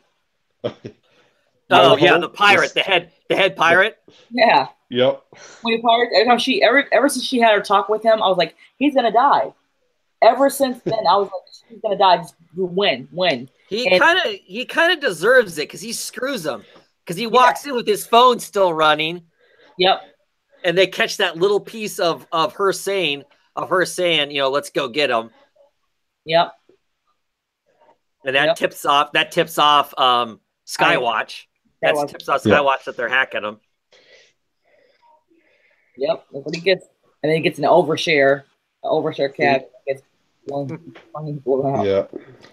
When the Wildcats come in and they're going, from one floor to the next, and when they open the door and there's everybody in their hazmat suits and automatic weapons, and they all three just kind of explode in the room. Yep. That was a good action scene. So. Yep. Mm-hmm. Yeah, I really like that because it's all the whole conversation about it's supposed to be clear in here. There's not anybody here, and they open the door, and it's like, oh, okay, they all are. They all are. Let's just rock on them. Yeah, some fun stuff. Still really like this book. It's just a lot of fun to read and see all of these movie pieces starting to happen because we've got this setup for it. There's still what I keep wondering though is there's 12 more issues left. They have introduced elements that we have not really seen much of again, the whole voodoo stuff and whatnot. There's that. This issue didn't touch on any of the Jenny Sparks or any of the other stuff that we just got a few issues ago. So there's these other elements. I don't know how you fit them all in 12 more issues. With just taking into account how much is going on in just this issue. I don't know. It's gonna be interesting to see how that gets. Well, and I mean, we really didn't even see too much with Skywatch. I mean, it was more AO or IO, because they're doing that cyber hack, and it was great. It's like, all right, and go. And they're like, I was expecting more to happen. He goes, well, it's all cyber, so it's right. We should at least have like an action noise. Right. That's funny. Yeah. So it was just good, but I mean, we didn't see, like you said, with Skywatch, we didn't get too much with the main boss and all that until like a couple pages in, and so I just thought it was great combination to see how everybody does their attacks. That the cats have to be so physical, the IO has to be so digital. Skywatch, they said, is just going to wipe them out. Like, I think we started a war. We were already in a war. Right. Yeah. Right. That was good. That was good for sure. Yeah. Anything else we want to say about Wildstorm? Oh. I want to talk a little bit of Shade the Changing Woman. Yeah. Did you get to this one, Rose? I sure did. So, starting up, it's now Shade the Changing Woman issue number 1 as opposed to Shade the Changing Girl. Curiously, though, she hasn't changed bodies or anything, and I thought she would have already, but she hasn't yet.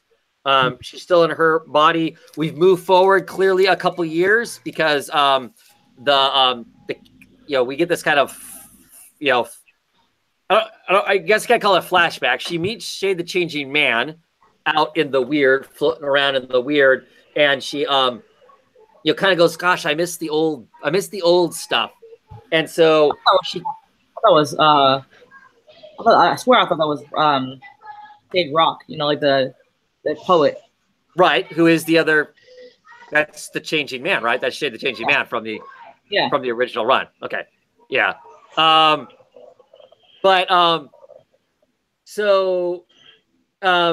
you know, she wants to see kind of what is happening to the people that she's left behind. So we get this kind of graduation scene of River and Teacup and that sort of stuff. One of the things I thought was really awesome was we also get a look at what's going on back on her home planet. Mhm. And check this out, Mike, right there. Yep. That panel. He's getting a lantern ring. Oh.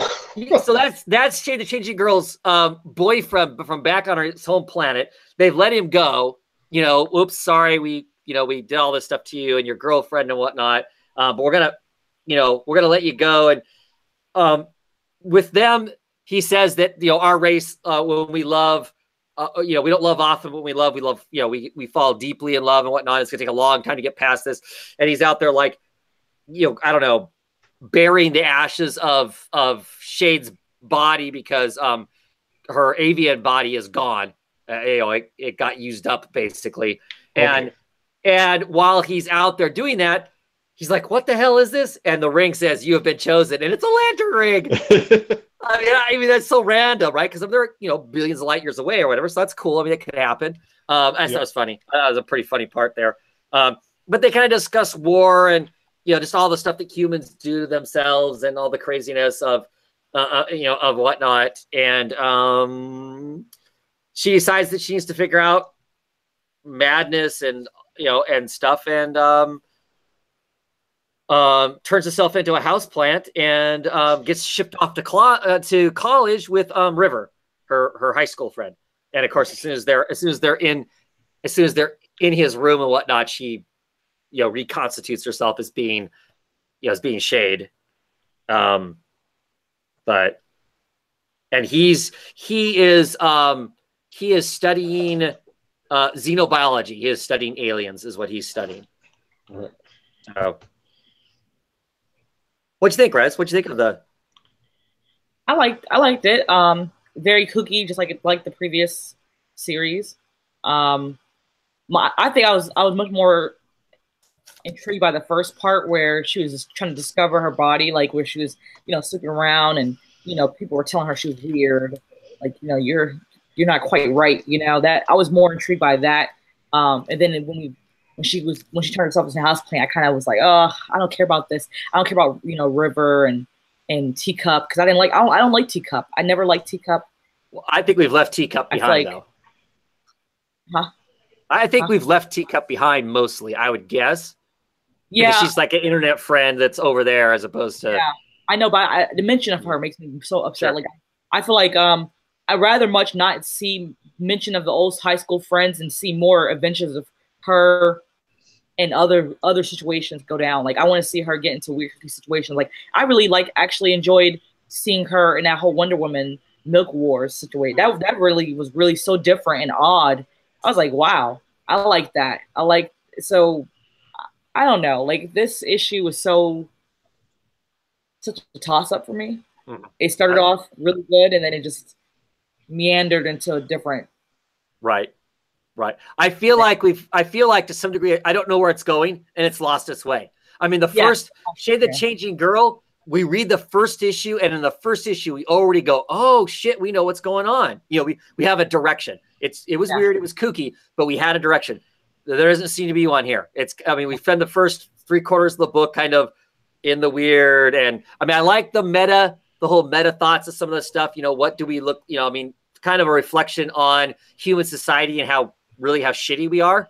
Yeah. You know, kind of a thing. The whole body image stuff and all that was interesting, but there, even that being interesting, there was nothing to hang it on. Do you know what I mean? There was there's no direction or structure to hang it to. You know, I'm still in because I know these creators will put out a good book. I just think this was a kind of a shaky beginning to whatever our next adventure is going to be. Exactly. I almost really wish that we wouldn't have had the long break and the interruption of the Milk Wars in a way. I know this kind of gives them a fresh start to start over, get new readers on the book. Devin's on, Inigo Burrow is on, and he said that he read the book. His first introduction to the character was this, that he found it interesting, but he was completely lost. And I would totally get that if you are haven't read the book and don't have a sense of who these people are in the first place. I don't know how much sense it makes. So I get the doing a new number one in some ways, but I almost wish that we had seen because she moved away from the high school, that she had just continued on with her growth. Even though I liked the River character. I liked the character River, so. Yeah, I mean, he wasn't a bad character. I just didn't like, I didn't like Teacup. Right. Oh, yeah, she's nasty. Nasty. Stabbing. Yeah, for sure. For sure. Was not a fan of Teacup. Yeah. Yeah, me either, for sure. I understand Teacup was abused by her previous incarnation, but let it go, Right. Because clearly she's not the same person. Exactly. Teacup found out it wasn't the same person, so by that point we should have, Yeah, for sure. Alrighty, what else do we want to talk about? Let's see. I really, really enjoyed Hungry Ghost. Hungry Ghost. Okay. Issue, that's 2, right? Yes. Issue 2. See if I can find it. I know I have it here. Too many comics.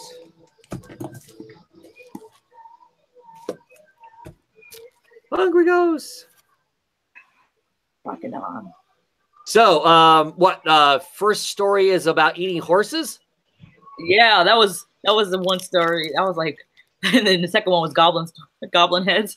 Right. So, that guy had an insatiable desire. Have you eaten horse before? Horse is a relatively common thing to eat in some places. I lived in Europe, and not where I'm from, but I lived in Europe, and I've had a lot of different meats, but I did not devour. You didn't partake of horse. You didn't eat some yummy horse eyeballs, or I mean a lot of strange meat, but I cannot say one of them. And he loves his horses. So a lot of them, wasn't he? He's pretty obsessed with eating horse. He has it prepared in a number of different ways. He has a stable full of horses that he basically consumes his way through. It gets down to an old, gnarly war horse, that he has prepared. And they're like, "You sure you want to eat this one? Because it's all just kind of gristly and gross." And they're, "Oh yeah, I want it. Make it. This is how you gotta do it." So there's the full spread. I mean, look how the full spread, and he goes nuts on it. And the war horse goes to war with him after he eats it. Yeah, basically. I mean, it's called war horse. I would have been like, maybe I should go ahead and leave this one alone. So yeah, it wreaks havoc on his innards and basically explodes out of his innards. I mean, is what it looks like. I don't know what technically the ghost or monster is. I mean, I love the art on it. Yeah. So I mean, it was fun for that. So yeah, the first one was Salty Horse was the name of the first story. Leonardo Manco was the artist on that, and then the second one was Heads, by Mateus Santolucio. I know I'm killing that name, but was the second one with the kind of I've heard of these stories before. The vampires that their bodies are just like a thing to get around on, but they actually at night will detach from their heads will detach from their bodies and they fly around, kind of thing. And that's what this is. They find an old chef and kind of prepare him up to eat him, and then he basically beats them instead, right? Yeah. Can't wait to fatten him up, and I was like, he found him out. Right. Destroyed their bodies, and you destroy their bodies, and they have nothing to go back to, and then they're pretty much screwed, kind of a thing. So, yeah. I don't know. I mean, it wasn't like I wasn't blown away, but they were fun. Fun. Two little, creepy stories with some good art. Yeah. I think there's like 2 more issues of this because it's 4 issues in all. Yeah. I hear, one of the things though, I did hear about this book. I saw Sleep Reader 66 talking about it on Twitter. He's like, why do we buy these things? Why are we dumb and buy these things as single issues? Because they've announced, Dark Horse has announced, they're going to put this out, these 4 issues out in a hardback with a whole bunch of recipes in the back of it and all this fancy stuff that we aren't getting. We aren't getting recipes. So it'd be kind of fun to own it in the hardback, right? Because then you get all the stories, plus you get these kooky. I mean, I want a recipe on how to prepare horse, if that's what's going to be in there. Just out of curiosity, not that I'm going to, you know, go shoot the neighbor's horse and eat it or anything. But you might get the hankering for a horse. Might get a hankering for a horse. Yeah, I don't think so. But especially neighbors. Actually, I have zero issue with eating horse. I doubt. I mean, if that's what whatever. The neighbor's wolf. As long as it's not a horse I know personally, I don't have a problem with it. I am a carnivore. I have no issues. But yeah, I just kind of like. I mean, why punish us as? I mean, we're what gets the book going to make it to a trade. Why do that to us? Well, you know me. I'm naturally a hardcover collector. Right. So why pick up the next 2 issues, right? Yeah, I have no complaints on how they're deciding to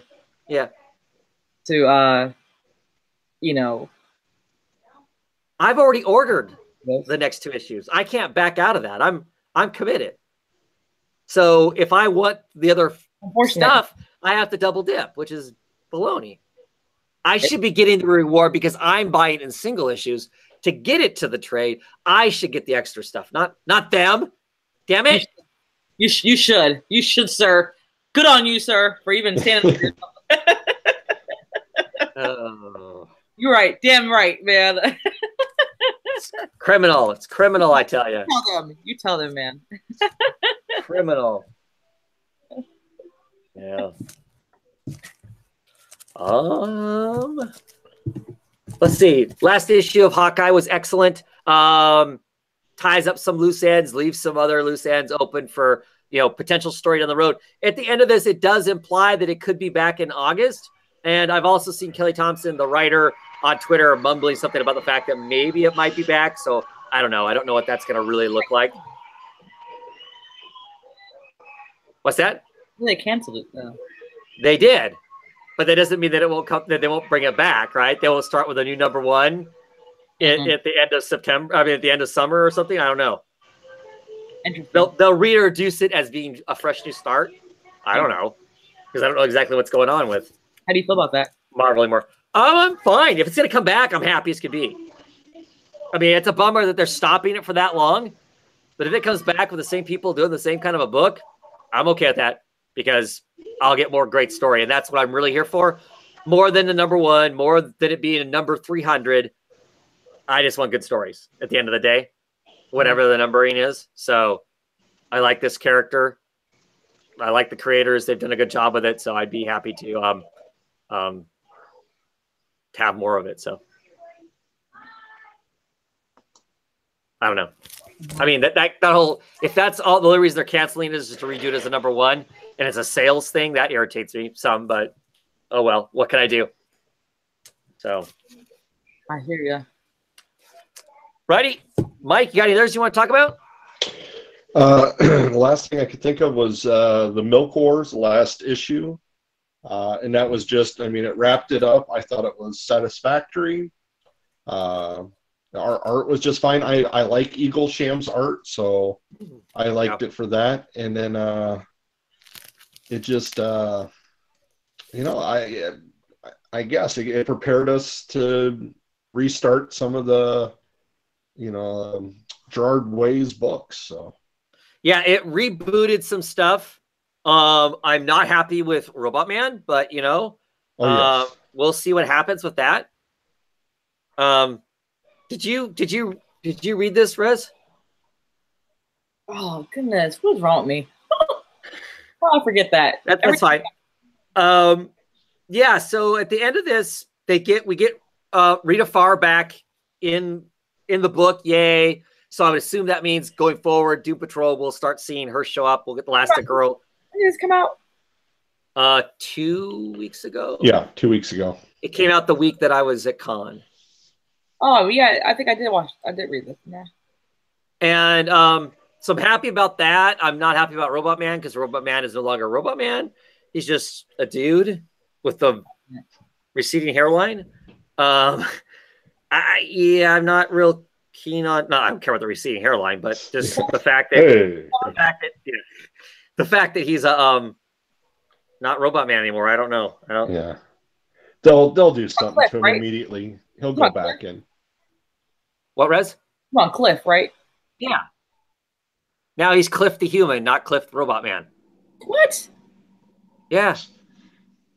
Because he was the fake. He was a fake. Everyone got put back to who they really were.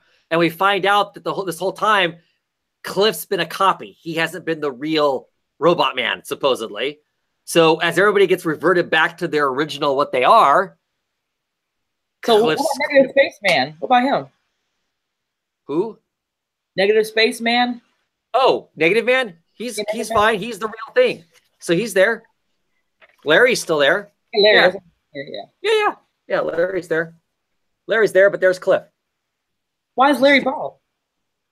No, that's Cliff. Cliff, Okay. who's Robot Man, is now a regular guy because he was a fake. He was a copy. So he's reverted back to who he really was. Retcon turned this guy into a fake version. I'm sorry, what? How does he feel about that? I don't know. I guess he's fine because, well, everybody else is fine, so he's fine. Okay.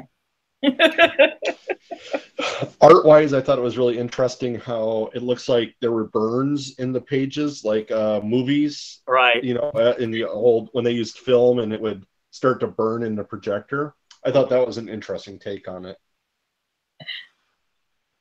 Yeah, I like this whole, I mean, as much as I don't like events and whatnot, this was fun. It's just kind of, you know, kooky in the right kind of way that made it work for me. I liked Retcon. I liked the bad guys. The premise of that was all, you know, I thought was all fun and whatnot.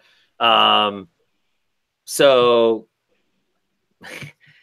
yeah, I mean, and the page, there's the page where they're like all coming back and we get this kind of set up for the next books, you know, the set up for the Mother Panic, the space stuff for the setup for Cave Carson has a cosmic eye. Yeah.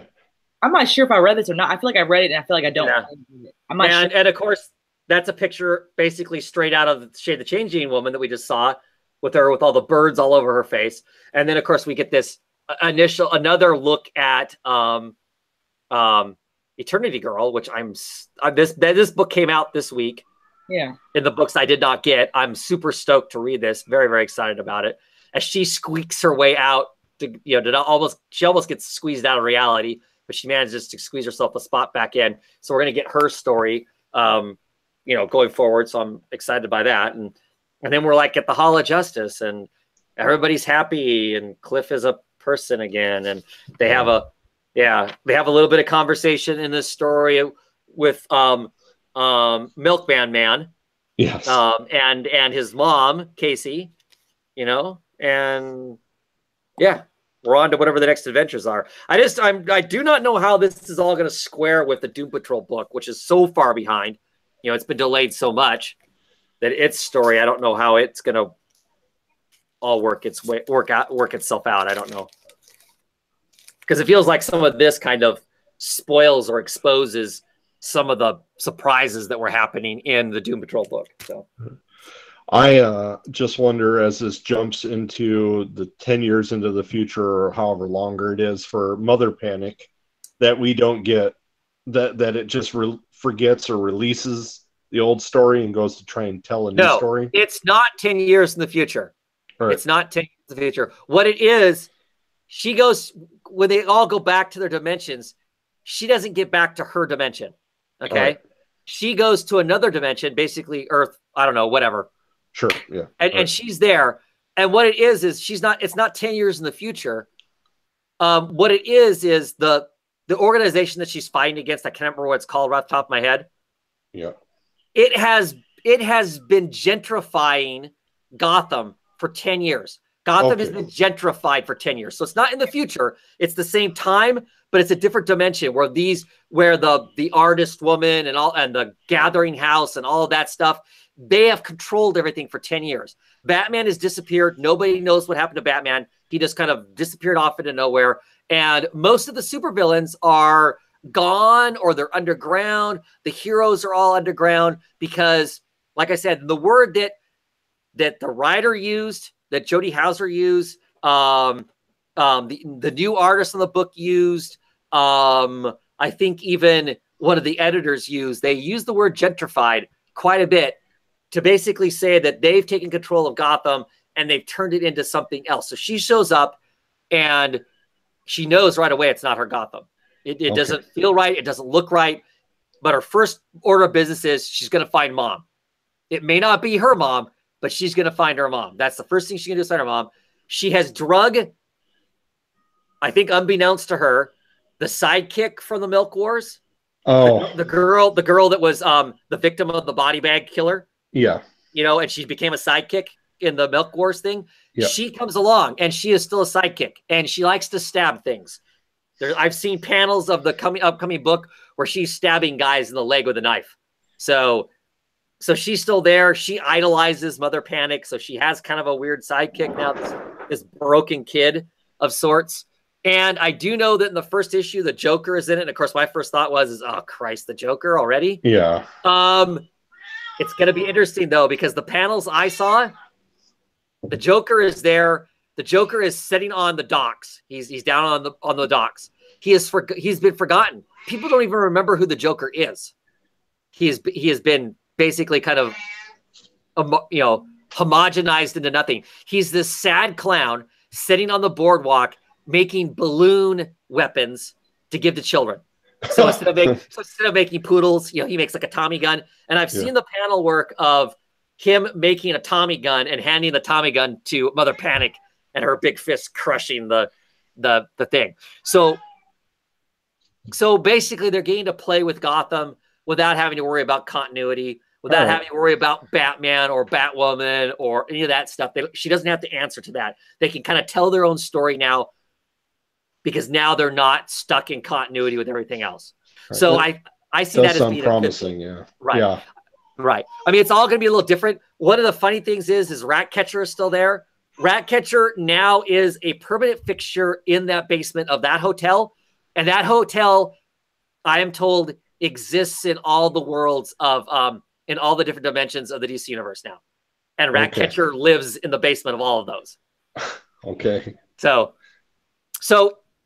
it's the same, but it's not the same. It's kind of like they're picking up with those villains having more power than they had before. And now they don't have to worry about continuity to, when she does something crazy, we're all going, well, how would a Batman and Batwoman have responded to that happening in Gotham? You know what I mean? Yeah.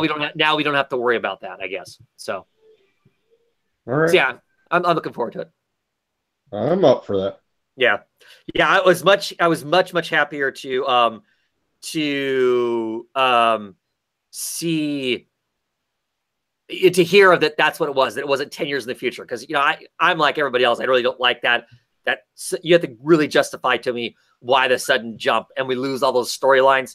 Now we're not really going to lose them. They're still there, but we get to look at them a little differently. So yeah, no, that's good. Yeah, because it did seem like we had to play around so much around Batman. So that is excellent. Yeah. So yeah. Trying to think.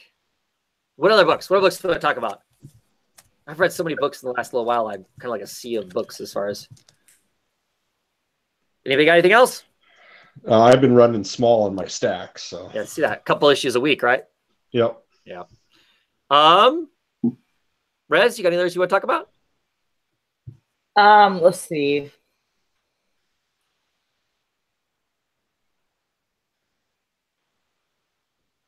Imaginary Fiends. Imaginary Fiends. Yeah. Was there lapping in this one? If there was, maybe I remember it. Suckling. Definitely no lapping this time. We had some hardcore suckling. For sure. So it's issue 4 of 6 Yes. Every issue is, I mean, seriously, is better than the last issue. The story just gets richer. I mean, the characters you're more invested in, the insanity that's happening is that much more interesting and whatnot. Yeah. What do you want to say about it? I'm honestly, like, I'm gonna say I'm a little sad that we didn't have Cherry Choke Pit. I wanted a little bit more from him. I wanted his character to last a little bit longer. To be quite honest, like, we had this build up of his character throughout these issues. What is it? It's been 4 issues so far, and so for him to already get killed off in the 4th issue, I was suspecting him to last a little bit longer. So I mean, how long is the series? 6 issues. To me, it feels like this book should be an ongoing. That's my thing. Yeah, okay. This is what. Okay, maybe I was thinking that. So okay, I was totally thinking it was a longer issue. No, 6 issues. Okay, so maybe that's why he's already killed off. Because I'm thinking this is an ongoing. Because it's. Am I wrong in feeling that way? Does it feel like it could be longer of a? Doesn't it feel that? Oh, definitely. This book has classic Vertigo vibe to it. It really does. Like, it just feels so good. It just feels good when I read it. I just feel I love it. I feel like I'm reading. You know how I have House of Secrets. I feel like I'm reading one of these. Like, it could be. It has this old school feel to it. I love it. And I don't know what I was thinking when I first read this. Like, I was kind of like, okay, right. Okay. But I really do look forward to reading it. I really do. I look forward to it. It's weird. It's strange. I like it. I like it a lot. It's enjoyable. The LSD taking the FBI agent, Melba, her weird self, Polly Peach Pit. I like her. Like, she's evolved. She's evolved into this character that, I didn't like her at first, but she's protective, Yeah, I mean, she is a leech in some ways. She's living off of our main character. Yeah. But it's not spiteful. Yeah. I mean, she could be that because they feed off of negative emotions as much as positive stuff. But yeah, and then this issue largely is a fight between Peach Pit and Choke Cherry. Yeah. Them fighting each other, and then we're not just talking fighting. We're talking fighting to death, like ripping limbs off of each other and chewing on them. And her limb off. He literally took her limb. I was like, pulls one of her spider legs off, and pulls one of her spider legs off. And what is she doing? She's suckling on it. Yeah, I was like, not laughing, but yeah. And then we get the, like you're saying, the FBI guy who's tripping on LSD or mescaline or something. He's totally off his gourd, and he's having a conversation with his dead partner, who's basically scolding him for being an idiot and being high while he's chasing these people down. I was like, look, dude, you need to get back to the real FBI work, not this crazy pants stuff that you're doing. Let the crazies stay with the crazies, kind of a stuff. So he's like, being the detective he needs to be to figure out the stuff. And of course, is it Melba? What's her name? Is that her name, Melba? Melba Lee, yeah. Yeah, meanwhile, she's been kidnapped by the cat kids with their imaginary friend, who of course has the lapping milk. Yeah, who's apparently called the Fraidy Cat. Yeah. Who comes from the time of Ring Around the Roses, right. The plague, who's existed forever, for ages. Right, and either she can help you or she can't help you, and she's trying to figure out whether she can help people or not. And if she can help you, great. You get a drink from the tit of this cat, and everything will be happy and whatnot. Love that. Love it. And everything. And so they're testing her. They test her and nope, we can't help you. Once we can't help you, that means you're food. And so the kids are trying to tear her apart. The kids wearing these cat masks. So she has to fight them off. Then there's the whole baby crawling away from the two imaginary friends, Peach Pit and Choke Cherry, tearing each other apart. And of course, this baby can see it all. The baby's trying to crawl away. Of course, the baby's crawling towards stairs, which of course could be the kid's death. Yeah. And then the baby's crying. And of course, Peach Pit needs the energy off the baby to survive this fight. And she does manage to get it. I don't know. It was super exciting and all kinds of crazy stuff. And the last panel is, ooh, Yeah. that last panel of Peach Pit basically curling up and protecting the kid, I think. Yeah. And she's all mauled and really hurt and whatnot. So yeah, it's good stuff. I mean, it's a bummer that it's 6 issues. I would really like this to be an ongoing, them just having their imaginary fiend adventures, them being the FBI agents, and, they may solve this case, but it feels to me like there should be a million more cases. And maybe this will sell well enough that we'll get to see more. Because like I said, everything about this to me just screams the good stuff that came out of Vertigo. Damn. I'm telling you, like, I can see it now. Like, maybe a girl could dream, but I was literally going through my old comics and I was like digging back out my Automatic Kafka, and that's like my prized possession, like my prized series. I was like, please just bring it back. Yeah. I mean, the world is ready for Automatic Kafka. Yeah. Like they're ready for it. Like, bring it back. Bring back old DC Wildstorm. Bring back old DC Vertigo. Like, bring it back. Yeah. And I sat on a panel that was talking Vertigo, and other than the Sandman stuff that's coming, there was really nothing. They talked a little bit about Deathbed. Fell. Let's bring it back.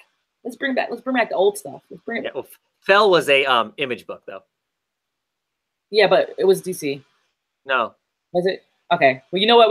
It was Warren Ellis, so we can. Yeah, Warren Ellis, Ben Templesmith. It was Image. It was an Image book. Was it? For $1. Yeah.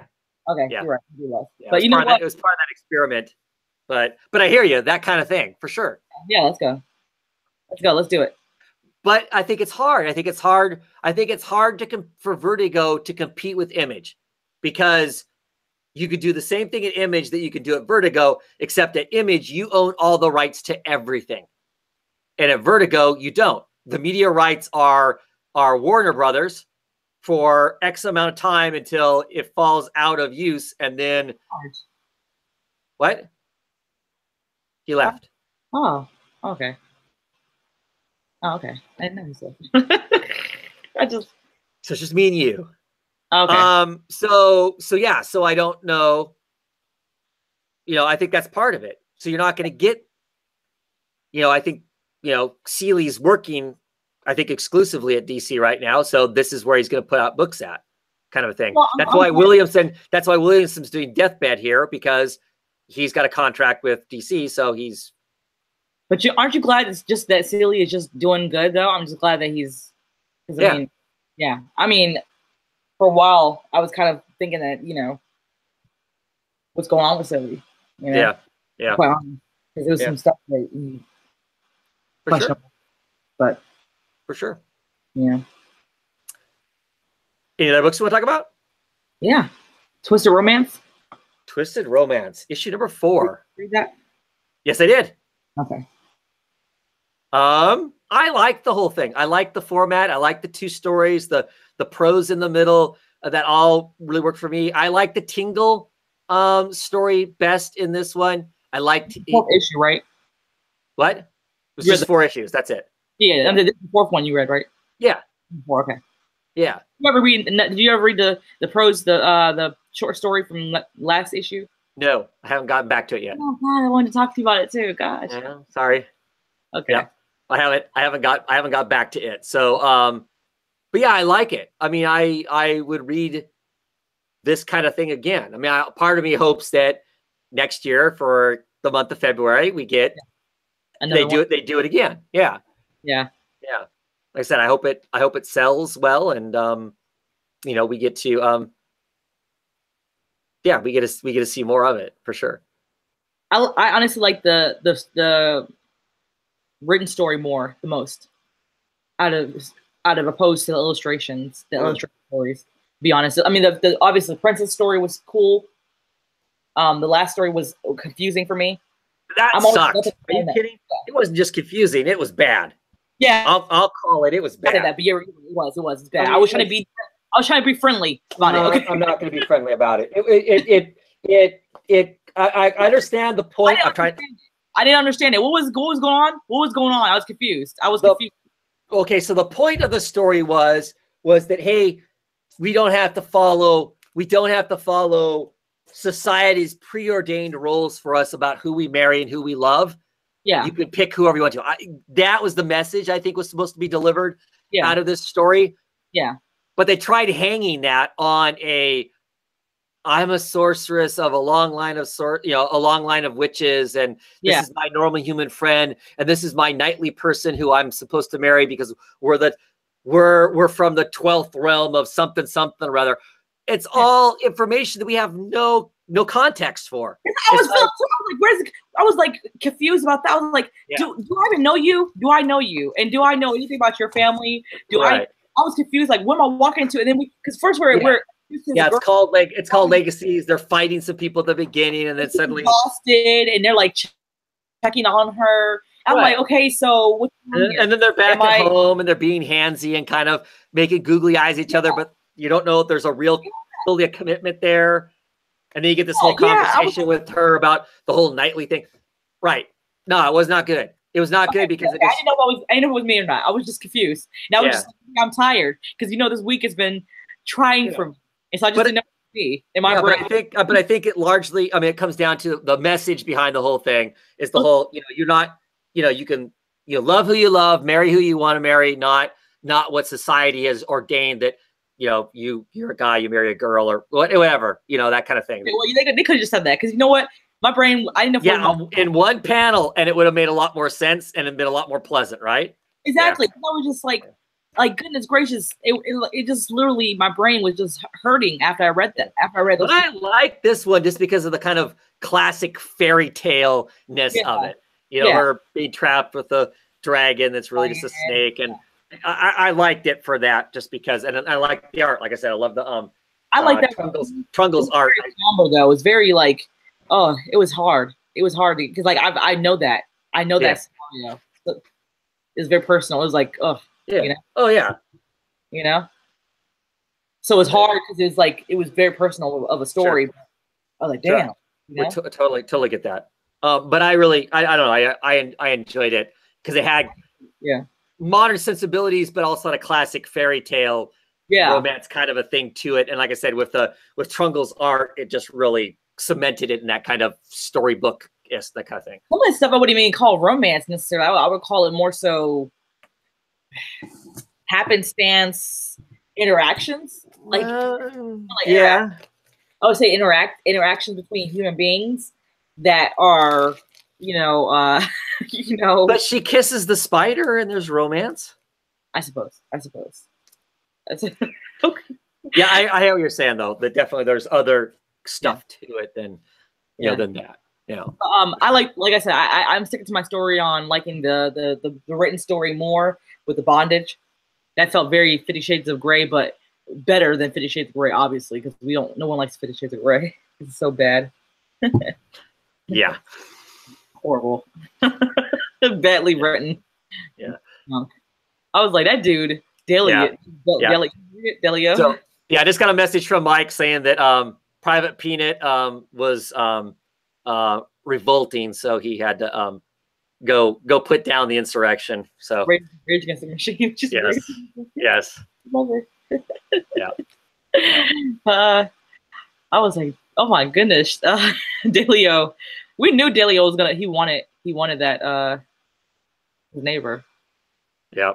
But I didn't, it left on a weird note where it didn't continue, where it didn't really go more into I was like, are they gonna do some are they gonna talk about members or are they gonna right stiffenings and because I'm used to reading novels where they go. I didn't hear any of that language being described, and I was like, I was waiting for it, and I didn't hear any of it, and I was like, okay. Well, it's a small story. I mean, there's you only got so much space, right? Okay, well, they didn't give me my warm and fuzzy, so. That's funny. Yeah. But like I said, I hope they do it again next year because it was fun. And I wasn't sure what I was going to think of a weekly book like that, but it was enough of a different kind of a mix each time that it was cool.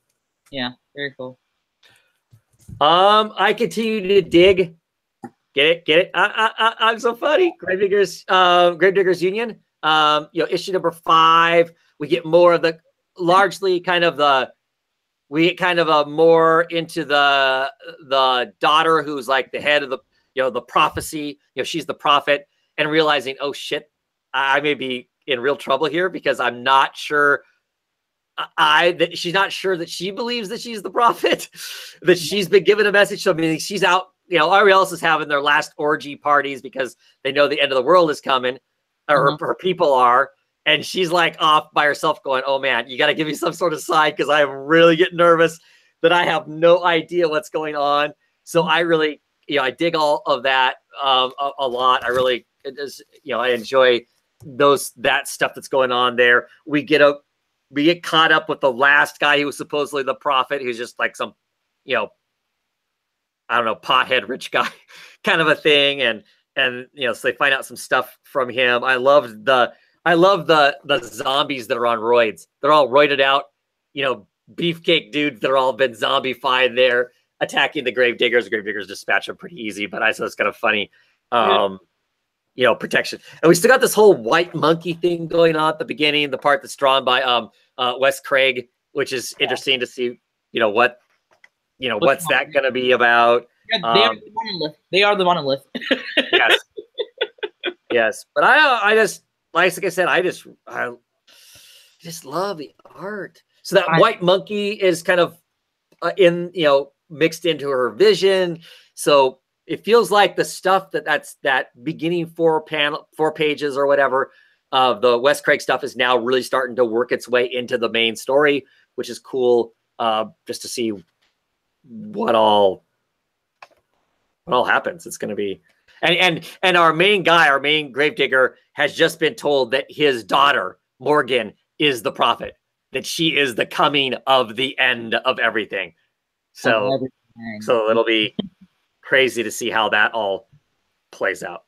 But yeah. Fun stuff.